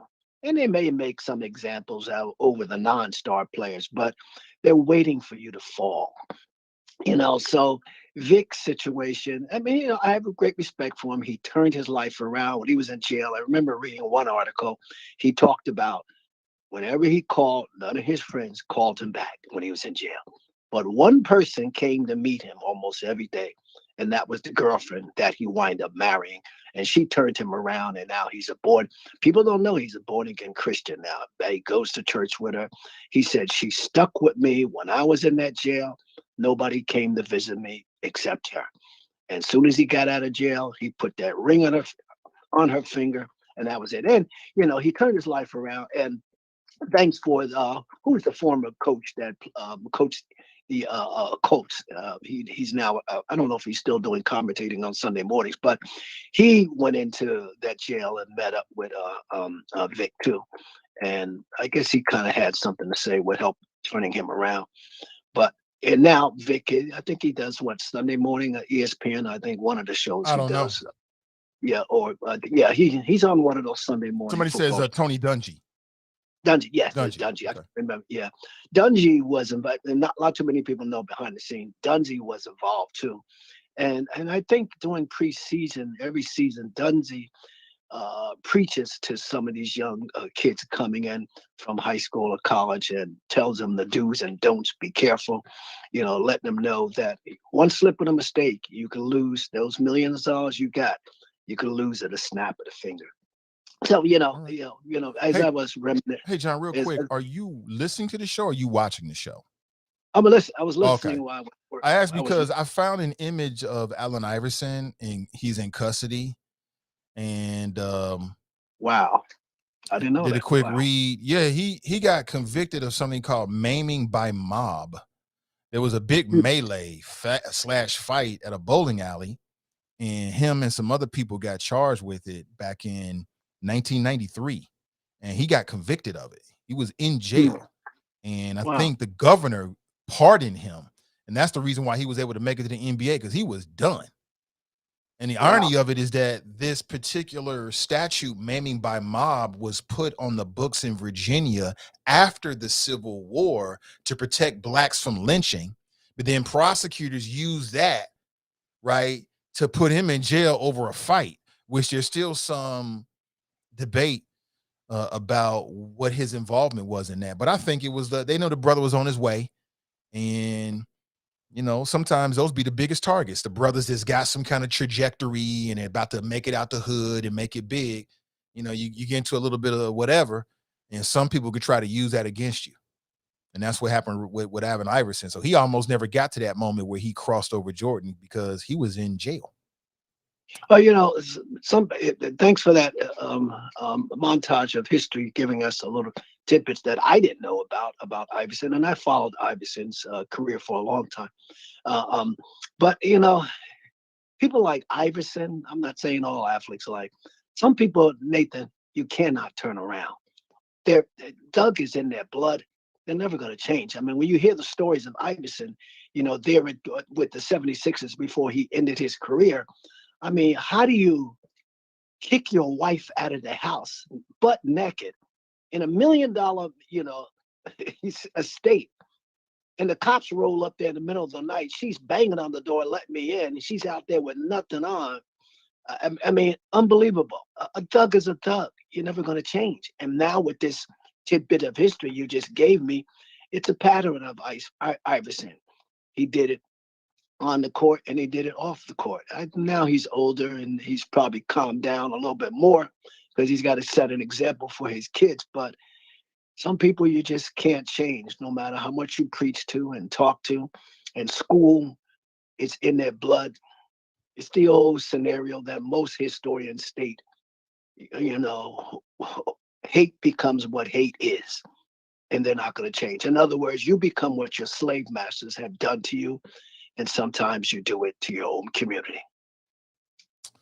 Well, John, so, but interesting flows this morning. Thank you for the call, brother. Appreciate you. Happy. If I don't talk to you tomorrow, man, happy holiday. Yes, sir. Have a nice day. Most def. And again, if for whatever reason you don't tap into the show, because I do plan on doing the show tomorrow, which is Friday, and then Monday I'll be with you. Edna is planning to stream on Sunday as well.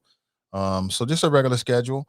And who knows? I don't know. I'm just gonna do the family thing. We're gonna cook a little something, hang out. I'm gonna watch my boy open his presents, watch my girl open her presents. For the first time in a long time, I got the wifey a little something, don't tell her nothing and shit. I think she'll like it. So I'm just gonna kick back and just do a little family time, but I'm always working. I mean, 2022 is around the corner, and what we're doing here, we want to build back better. I've talked with a lot of the podcasters. I call them creatives that we're working with. They all have the same attitude. They just want to grow and do more. So, that's 100% where my head is right now, and that's what I'll be doing over the weekend. Relaxing, doing the family thing, and the work never stops. It's 24/7. But if for folks who didn't know, yeah, that Allen Iverson almost didn't make it. There's a documentary titled, is it called Crossover or something like that? I want to believe. Let me see if I can look it up real quick. It's called No Crossover. That's what the documentary is called, No Crossover. And if you want to learn the history of Iverson, again, sometimes things come up.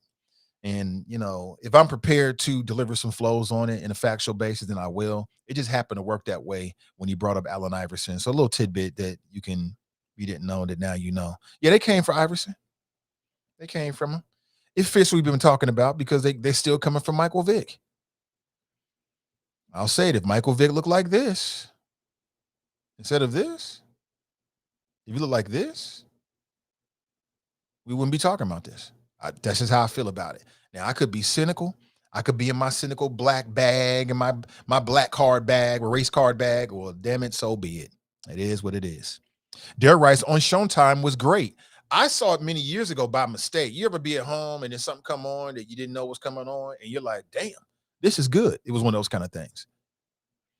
Let me move on. A couple more things I want to bring up before we roll out of here this morning is how many people have ever heard of this particular term, Sedition Hunters? Sedition Hunters. Well, listen, if you've got a Facebook profile or any kind of social media profile, believe me, you want to tap into this. Sedition Hunters. And it goes back to the January 6th probe. I'll be honest with you. I love these stories. Y'all know this about me. I love these stories. I love the stories about how these people that tried to overthrow the government are now being charged with crimes. I love these stories. Every time I go on my phone or whatever device I'm on, I go on the internet and I read about another one of these insurrectionists being brought to justice or getting time. It just brings a smile to my face. I love it. And that continues. There's breaking news this week that the FBI had been looking for a particular suspect involved with the January 6th insurrection, and they found him. And I love it when they plead guilty. I love it when they beg and plead because that's what the hell they deserve. You try to overthrow this country.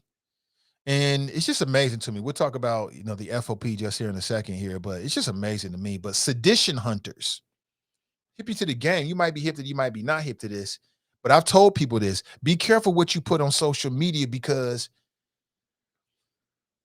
listen, man, there are people that put so much of their life on social media that you can damn near predict what they're going to do and where they're going to be. Right? You can damn near predict what they're going to do and where they're going to be. Okay?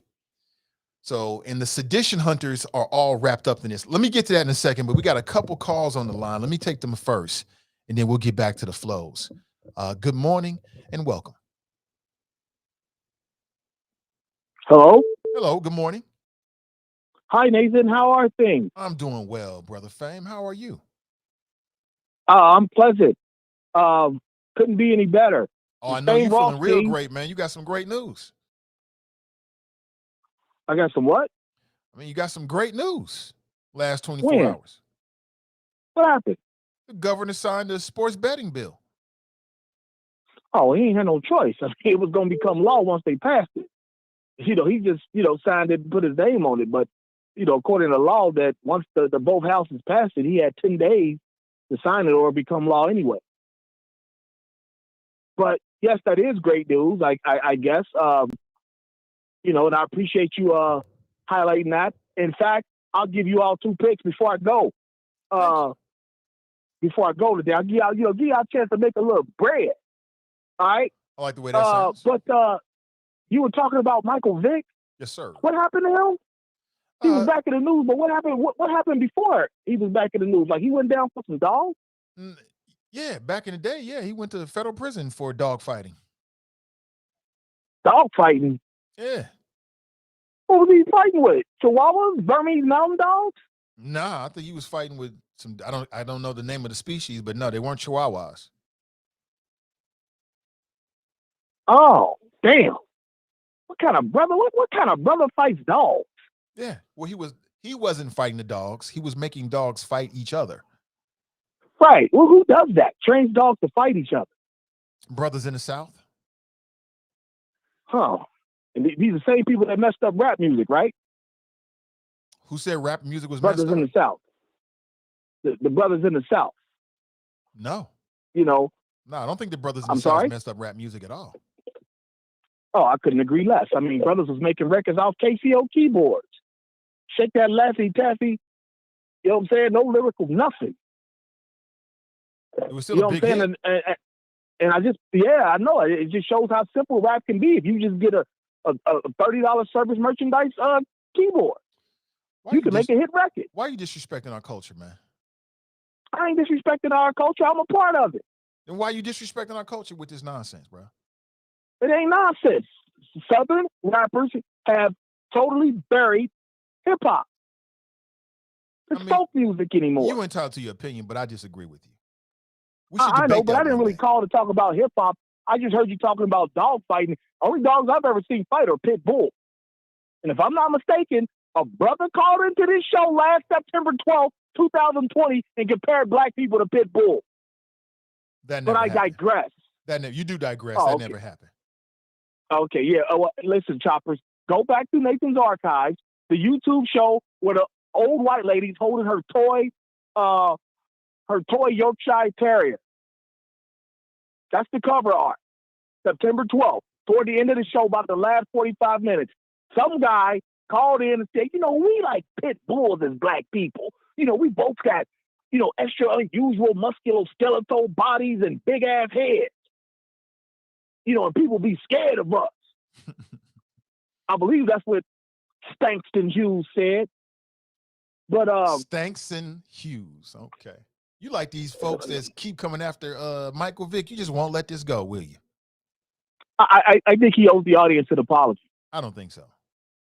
And he owes me one because I was particularly offended. I think you owe him an apology. The people who didn't hear it is because they only listen to the people they don't like because they want to argue and fight. I think that you say something affirming them. You say something affirming the nonsense they believe. You say something affirming the nonsense they believe. They don't react. About your love for your brother, then you would reach out to Brian and apologize to him today. I ain't reaching out apologizing for what? He owed me an apology. I didn't appreciate being called a pit bull. If you were real, then you would, but you're not. I get it. He owes me an apology. He owes your audience an apology. In your opinion. I didn't appreciate being compared to the one dog breed that's been known to jack up a human for no reason at all. I think you're extra sensitive about something you don't need to be about. Yeah, I'm extra sensitive about that. Okay. Don't be comparing me to no nasty animal that's banned in certain counties, whether the ban is legit or not. Yeah, you definitely are. Extra sensitive. And I'm also sensitive about, I'm sorry, what were you saying, sir? I was just saying, yes, you are extra sensitive about it. Somebody I'm writes glad the Black fame Lions equals back in the rabble-rouser 3.0. Rabble-rouser 3.0? I don't know if I don't think I agree with that. Thank you. Who said that? I'll let you jump on the chop shop and see for yourself. No, who said that? King Kong? No, it was Lee. Lee said that. Don Lee? Not Don Lee, but Lee Gerald. I don't know who he is. I'm sure he's a monkey, though. You owe him an apology. I ain't apologizing for nothing. Shouldn't be coming here trying to insult people. He shouldn't be trying to insult people. I don't expect you to, bro. You were talking about racism. I thought I get what the writer's saying. You're not going to shame us, black folks. Is kind of what he's saying. You're not going to shame us into not being racist. We don't, they know they're being racist. They know what they're doing.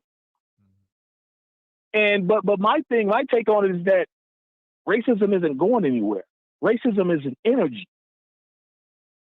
law of conservation of energy says that energy cannot be created or destroyed. It can only transfer forms. And that's all it's done over the years. It's just transferred forms. Transferred forms from the slave owner and the dude who watched the slaves for him, the overseer, into law enforcement, the county sheriffs, then city police, and it just keeps transferring like that. So it's never going to go anywhere. We're beating our heads in the ground, crying about it. That's why I get on the NAACP. It's like, you've been around for 200 years and ain't shit happened. Ain't shit happened in Nothing's 200 happened. years? That ain't true. Nothing significant. Okay, no, not 200 years. Wait. So nothing No, I take that significant back. has I'm happened. So now correcting you're my going to correct statement. it. Go Can ahead I and correct correct? yourself, because you sound crazy, but go ahead and correct yourself. The United States Supreme Court has not issued an opinion specifically for black people since Brown versus the Board of Education. Can we agree on that? I have to A do a review significant of the opinion. Supreme Court decisions before I A could agree on that. significant opinion for black people, specifically for black people. The civil rights law incorporated white ladies into it. It's not specifically for black people. So that's what I'm saying. Racism ain't going to go anywhere. Your best bet, my best bet, the chopper's best bet is to find your niche, find a lane, stay in it, and then don't let them get their clutches on you to affect their racism, a la Michael Vick. You think he's finna go around, be given $100 million contract and be able to act an asshole? I thought somebody said it best when they said dog people go hard. It don't matter who you are, what you are. Whoever said that, that's comment of the day. And I think with Michael Vick, part of it was not that he was just training dogs to fight. It was the brutality, the sheer primitive nature of the way they were treating the dogs, killing them, electrocuting them, things like that. And when it comes to euthanasia, the government will go after you too. Ask Dr. Jack Kevorkian. They'll go after you when it comes to assisted killings and whatnot. Somebody writes, Euthanizing things. We're supposed to be soft and docile Negroes, huh? Who said that? Nat. Nat's saying that about, I think it's a response to your flow this morning. That's what Nat's Ooh, you taking talking about from it. Curious George? I don't know. Nat. So Yeah, we're Curious supposed to George. be soft and docile Negroes, huh? That's kind of like what you you've were been saying, though. But I said that to bitching, you before, crying brother. about Like, racism. you expect black You've been people to be bitching. soft and docile and keep our heads down and not say anything. I think I've said to you Everybody, before. anytime you're told to take a different approach, you're considered soft and docile. Hell no. Let's just take a more scientific approach to the stuff. How about that? And what would that be They like? got nothing to do with being soft. See, that's that triple B stuff. Basic, banal, black speak. You say take a different approach, they think you're saying be soft. No. Shut the hell up and listen. So what would that different approach be to racism? You got to ask people much smarter than me and you. Oh, okay. I think You you're know right what I'm about that. Ain't that what? Ain't that what? Right about that? Ain't that what all these damn black lawyers went in the law for? To help try and improve the black condition through the law? Say one more time. I didn't catch all of it. I missed the Ain't first that part. what Ain't that what 9 out of 10 black lawyers went into law for? To help change the black condition through the law? Maybe so. I don't know. Every black lawyer I know went in there thinking they was gonna go make a difference. That's all I'm saying. Let them get on that. That's their job. All we're doing is sitting here belly aching, pointing out all these examples of racism and coming up with all these damn goofy puns, but not changing any law. That's all I'm saying. Okay. Let's try a different approach at this time. You know what I mean? It ain't got to be nothing soft and docile. Well, hey, I'm glad you have a great vocabulary, Nat. You know what I'm saying? I'm rocking. When Nat know I'm rocking with him. We had a little smoke earlier, but I F with the dude for the most part. But yeah, I'm not. No, I kind of got what he was saying. The Ahmaud Arbery trial was a bad example, but at the same time, that lady didn't need to mention race And she knew that. She knew mentioning race could be a powder keg and turn those people off. Why? She lived amongst those people. That was like rural Georgia. Nowhere near Atlanta. The only place where you're going to find, large pockets of black people in that state anyway, other than the college campuses.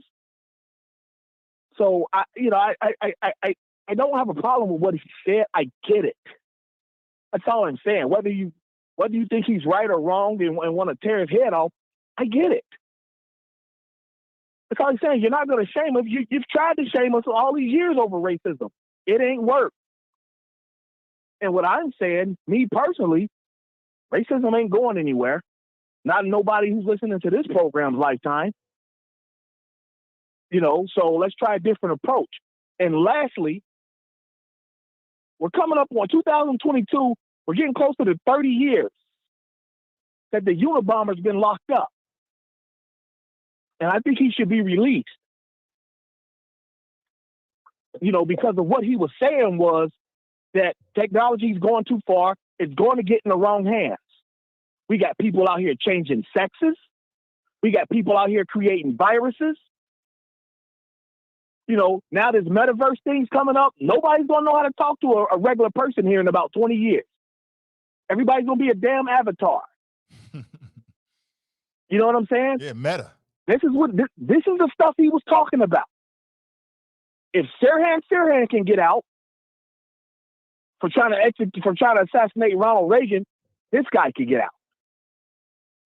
And if you ever watch his documentary, his story on Netflix, it's like a documentary about it, it's deep, riveting. You won't turn it off. You will binge watch it the whole damn however many hours it is, because it's that deep. And like I said, 6 years ago, you're coming up on your 6-year anniversary, B. I'm so proud of you. You know what I'm saying? Didn't you start this show in February of 16? I believe so, yeah. Yes. So congratulations to you. It'll be 5 years. No, it'll be 6 years. No, you're right. Yeah. And February is after January. Ooh. My dealings with February comes right after January. My dealings with Brian Taylor remind me of January's Zodiac. Because when he started comparing black people to pit bulls, I went and got my concealed carry. Because I thought I was going to have to Capricorn. But the more he kept talking, I realized he's just showing the shoppers how much of a queer he is. I'll holler at you, B. Oh! Appreciate the call. Always calling the pot calling the kettle black. How much of a queer he is? What in the hell is your fascination with another man's sexual orientation? I don't get it. I don't understand it. Fame needs the 1 call a week rule. Is that right? He is nuts. Good morning. Welcome to the show. Good morning, Mr. Ivy. This is your calm, cool, and collected West Side Connection, Drop Squad 52, also known as the Black Knight Democrat. How you doing, sir? Calm, cool, and collected, huh? I don't know if I like that, but I'm doing well. How you doing? Doing? Oh, I'm doing great, Mr. Ivy. And it is an honor and a pleasure to follow the best caller of the year of 2021 on the Nathan Ivy Show. Queer. Fame Rothstein. The man is provocative. The man is a raconteur. And brevity is the soul of wit when he chooses to practice it. His vocabulary is off the chain, and his flows are unmatched and untouched. So that's my nominee for Caller of the Year on the Nathan Ivy Show 2021, Mr. Fame Rothstein, on the cutting edge of Black culture. And I almost agree with everything he just said. I'm talking about the last part of his conversation about that article that you were talking about. Yeah. About I agree with him. And again, I just want to quote Stephen A. Smith. Because of emotion and a lack of strategy, we look lost. And Fame is right. The strategy needs to be changed because racism is going nowhere when you live in a country with multiple cultures and technology. So again, the strategy needs to be changed, and it is what it is. I mean, you got some of these old politicians practicing the same strategy from the 50s. So, but anyway, Mr. Ivy, I didn't want to call and talk. I don't think you have to get deep in your analysis of what Fame said about that to realize that there's an Achilles heel in his logic. And I just heard you reiterate and make the same mistake talking about yo, let's be adult about this. There is no one strategy to dealing with the effects of racism. Like racism is somebody's feeling. Right. So that's the point I had in my issue with this article. Like, this dude is telling the black community or activists what they already know. Like, people that fight against racism have already deployed multiple strategies on multiple levels. So we need him to tell us that. But then secondly, and you just said something that is not really the issue. The issue is not eliminating racism. The issue is dealing with the effects of racism. I didn't say that. I thought you said racism ain't going anywhere. I didn't say it. That's what you said. Right. That's what I said. Right. And so what I'm saying is, we understand racism ain't going anywhere. You can be as racist as you want to be in this country. What I care about is making sure that your racism does not cloud public policy. You can be racist in your house all you want to be. Just don't let your racism cloud public policy and public priorities. And that's something completely different. Like, we should never stop fighting against the effects of racism and discrimination in this country, in my opinion. But see, Mr. Ivy, again, you are a college-educated man. I'm just a high school graduate. But I do know about the Constitution, and I know how this country is made up. It's individual states. So if you got a state, if you have a state, Mr. Ivy, that wants to put someone in office by voting for them, and they have these views that you say should not be part of the American culture or the American way of living, it's nothing you can do. You're in Ohio. You have to make sure your local stuff is done the way you feel it should be done. You can't talk about California. You can't talk about Arkansas because you don't live there. And again, the Democrats have been mostly successful to eliminate the power of local politicians and move that power to Washington, D.C. And it shouldn't be that way. That's not what this country was intended to be. That's why we came here. It's individual states' rights, and the people who live within these states decide how their communities should operate, should move, and how they should treat the people that live in that community. That's all I'm saying. You're right about that. Tell the Joe Manchin. Right, exactly. So, Mr. Ivy, again, I appreciate you because you're the host, but Mr. Ivy, you are a highly intelligent man as well, and you have to give your audience an opportunity to voice how they feel about the article that you put on the table, because your analysis is really, like I said, it's next level. Your intellect is on the next level. But I think if you got more callers calling in, you would probably have more people agreeing with what Fame said, like you said, without getting into the deep details. But it's something, it's just the strategy has to change when we talk about politics and how people vote and the people that they put in office. It should be local. Because one more thing, it's the lady, Alicia Reese, Mr. Ivy. I love that Black woman. She is the vision and the image of a local politician that Black communities need. I love her. And plus her voice is off the chain. But Mr. Ivy, the real reason I call is I know you are aware of a 5-star high school recruit out of Florida who originally committed to Florida State University, the alma mater of Coach Prime, Deion Sanders, the current head coach of Jackson State University in Mississippi. Deion Sanders landed this 5-star recruit, number 1 or number 2 in the nation in most rating websites, Travis Hunter. Deion Sanders did exactly what you were talking about months ago about it's going to take that first Black athlete and that first athlete's mama or daddy who's got a coach like Deion Primetime Sanders. And the timing is perfect, Mr. Ivy. And this is what I was talking about how the future of young Black people is heading in a different direction than these old ass, crusty Black Democrats like James Clyburn, get well soon. He contracted COVID-19, fully vaccinated, fully boosted. But what Travis Hunter did and what Deion, Coach Prime Sanders is doing in Jackson State, Mississippi, the heart of the South, where the majority of Black people live, what this man is doing and what this young man has just done is changing the landscape. Now, again, this stuff takes time. It's a process.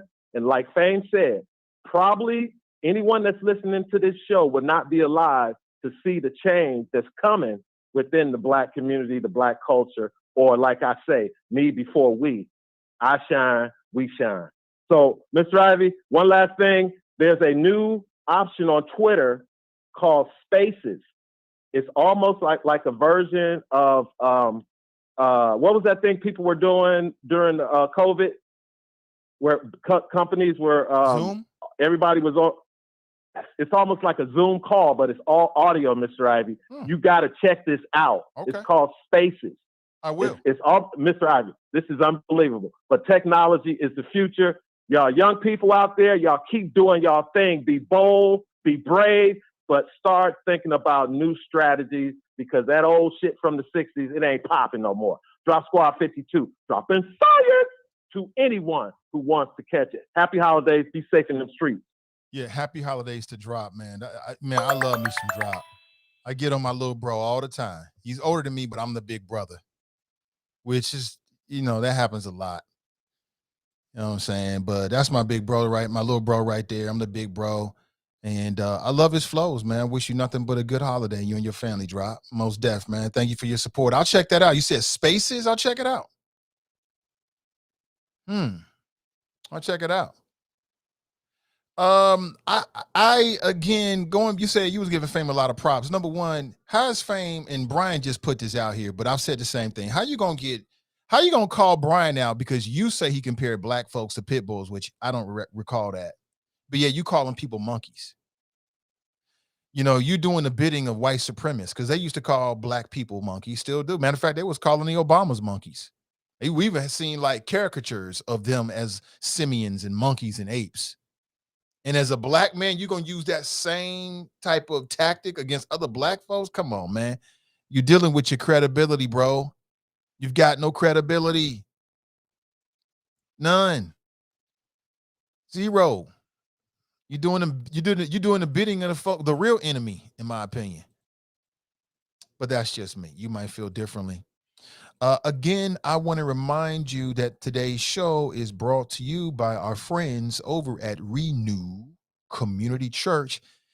And they do a live stream series that you can tap into on Facebook and YouTube. I'll give you the particulars in a second. This week's topic of conversation, question: is it too late to turn your life around before 2022? Question mark. Learn how to turn your spiritual, health, mental, money, and relationship life around so you can succeed in 2022. Now, real quick show of hands, and let's do this virtually. Don't actually raise your hand. But how many people want to succeed in 2022? How many people want to succeed next year? And by success and succeed, I mean, however that you define that. I know I do. All the folks I know they want to succeed. This might be a resource too. You can tap in on Facebook at Cincy Renew, CINCI Renew, and you can tap in on YouTube at Renew Community Church live stream. That's this Sunday at 11:45 a.m. Check it out. And I'm going to run this disclaimer. You'll see this a lot, and you'll probably see this on a lot of our shows that we're doing, just to make sure that we don't have any problems with the copyright police. I've run into their issues before. I got a call, then they hung up.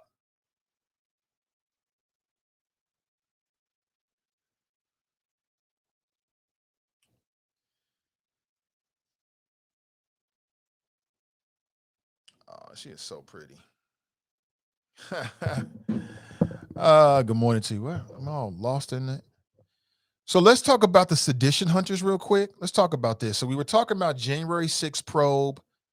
You may or may not know this, but there's a motley crew of online sleuths, detectives, that are helping the FBI generate leads and make connections. So what happened was you had all these people who the FBI was trying to identify, and all they had was images and video. So if you got an image and video of somebody, how do you find them? Well, one way is you're using facial recognition software, right? This shit is some Orwellian next level stuff where, let's say you're not in the system, you don't have a record. They take a photograph of your face, boom, they scan it against the database, facial recognition database, and they can find out who you are in some cases. When they cannot, they turn to people like the Sedition Hunters. Now, there's numerous groups, but one is called, in general, they're looked upon as Sedition Hunters. Now, who are these people? These are just average, everyday folks, man, that go online. You know what they do? They're like Facebook detectives. They'll go through Facebook, Twitter, they'll go through Instagram, trying to identify certain people. And in some cases, they do this as a side hustle. So let's say, your girlfriend is meeting somebody new. She knows you're an online detective. She'll come to you with a name and maybe a photograph, and they'll say, hey, find out what you can on this person. So behind the scenes, these folks have been working with the FBI diligently to try to identify the various people that were in the crowd. These are it's just like a motley crew, a loose affiliated network of motivated individuals and pop-up volunteer organizations with names like Deep State Dogs and Capital Terrorist Exposers. And all of this developed after January 6th. And their goal is to help identify the Trump supporters who organized the Capitol riot and brutalized law enforcement officers. I didn't realize this, but there's a man who just pled not guilty. What was his crime? He actually tasered a Capitol police officer in the neck. In the neck. And what's so crazy about all of this, family, is that the Fraternal Order of Police is so silent about this. You don't hear a peep from them whatsoever. Capitol rioters attack police in this country in broad daylight. Why isn't the Fraternal Order of Police outraged? Why don't you hear Dan Hills and other people talking about this? Because if you just do a real quick look at the history of when the FOP gets loud, like they'll get loud about celebrities. I mean, they'll go there in a minute. Going back to 2016, it was the FOP. And again, I know there's individual FOPs, but just in general, you had FOP organizations that demanded that Walmart stop selling Black Lives Matter t-shirts. They also denounced Nike because they had a campaign with Colin Kaepernick, who was forced out of the NFL because he was protesting police misconduct. If you go to the FOP's Twitter feed right now, you're going to see a steady stream of clips from conservative outlets like Newsmax and Fox News showing FOP representatives attacking policies like bail reform and slamming Democrat elected officials and blaming Black right activists for the uptick in violence. They go super hard. Like they actually went after Beyonce back in 2016 because they felt like her halftime show, remember it was kind of militant, remember that? And they went after her because they felt like she was promoting the Black Panthers, which I think she was. But yet they seem to be tacitly, or at least with their silence, supporting the Capitol rioters. And I'd like to know why. I saw the testimony. This was a white male Capitol police officer who was doing his job. He got tasered in the neck by one of these crazy folks. Where's the FOP at? Like, the FOP is ready to blame rap music, rap artists. They'll blame anything and everybody if they feel like in any way it's a threat to their agenda, their police agenda. Meanwhile, you had Capitol police officers whose lives were put in jeopardy by these crazy folks. FOP don't say anything. Why? Don't say a word. You don't hear nothing about it whatsoever. Why is this? If I ever talk to Dan Hills again, I would start and perhaps in the conversation questioning him about that. I would put him on the record about that. Like, wait a minute, how do you feel about this? Y'all want to run around here and talk about Black Lives Matter and you want to talk about defund the police. Well, these were Capitol police officers, some of your brethren, whose lives was put in danger by Donald Trump. And I think the reason for the people in this room, we're very smart, intelligent people. I think we can understand why. It's because of the close association in general that members of the FOP have with the conservative movement in general, in particular, Donald Trump. They looked at Donald Trump as being, overwhelmingly pro-police. And so therefore, they don't want to investigate and get too deep into it. I think the other reason why you don't see the FOP, and this is even more interesting, and I think there should be more effort put into uncovering if there's anything here, there, is that perhaps you had a lot of off-duty police officers that were in that crowd. And so the FOP don't want to get too loud about it because it would be embarrassing. They'll be exposing the members of their own union, and they don't want to do that. I think the FOP also understands where their bread gets buttered. Despite this happening, the Republicans, the conservative side of politics, they believe is more pro-police, more pro their agenda. So yeah, this looks bad. Yeah, officers' lives were in jeopardy, but we got to think about the long game. I'd like to know how many off-duty police officers participated in that January 6th insurrection. Who are they? Where are they? Are they on the force right now? I'd love to know that. I think there's more to this. There's more there, in my opinion. But let's go back to the phones. Good morning. Welcome to the show. Good morning, Nate. How you doing, man? I'm doing great, Glenn. Good morning to you. Good morning. Hey, You let okay, me brother? say this, man. Say what? You all right? Oh, yeah, I'm fine. Can you hear me good? I hear you good. I hear you good. What's going on? Okay. Nothing. I got a new phone, so I got that Google Pixel 6 Pro phone. I just got it yesterday. So Okay. I Got got some a new bad toys. interference. Some new toys. Was that a holiday Yeah, gift to man. yourself? That was, yep, exactly. I got me and my son a phone. So yeah, I switched over from T-Mobile to Spectrum, and FYI, folks, if you're out there, $29.99 per line is better than $50 I was paying per line just before this. So just want to throw that out there to the choppers, save a little money. I'm only one day in, but so far so good. I get to call your show, so it's working quite well. Let me say this, Nate.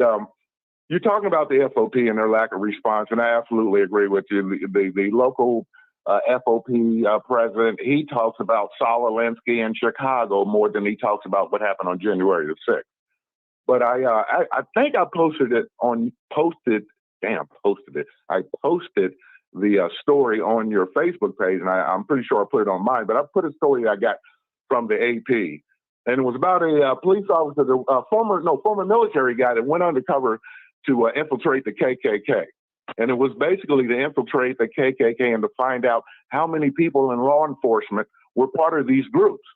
And some of the, 4 right-wing groups, the ones that listen to the Newsmax and ONN and Charlie Kirk, Drop's favorite person that he likes to listen to, because, Charlie Kirk and Turning Points USA were the people that gave Cal Rittenhouse a standing ovation. But there's a couple of paragraphs in the article where he talks about, his mission and what he was sent there to do. And he was down in North Carolina. I want to say he was down in Florida also. But he talked about, his mission, what he had to do, and the information that the FBI wanted him to obtain from these groups. And, he wore a wire and he took pictures when he went to the rallies and he went to cross burnings and everything. But he said that the recruitment of right-wing groups into the military and into law enforcement is ingrained in the system. And he said it's so much that they can't control it. And they literally only have a small idea of just how broad this problem is. And, I'm not going to sit here and call the local FOP racist, but if you read this story, Nate, and then you go on with the circumstances and situations that have happened, and again, the lack of outrage when it comes to what happened on January 6th, as opposed to, I don't know, Dan Hills and, the people down the Dow taking up for Ray Tensing. We notice these things. So I just wanted to get that out there, man. And like I said, I agree with you. The lack of outrage from the local FOP, the national FOP.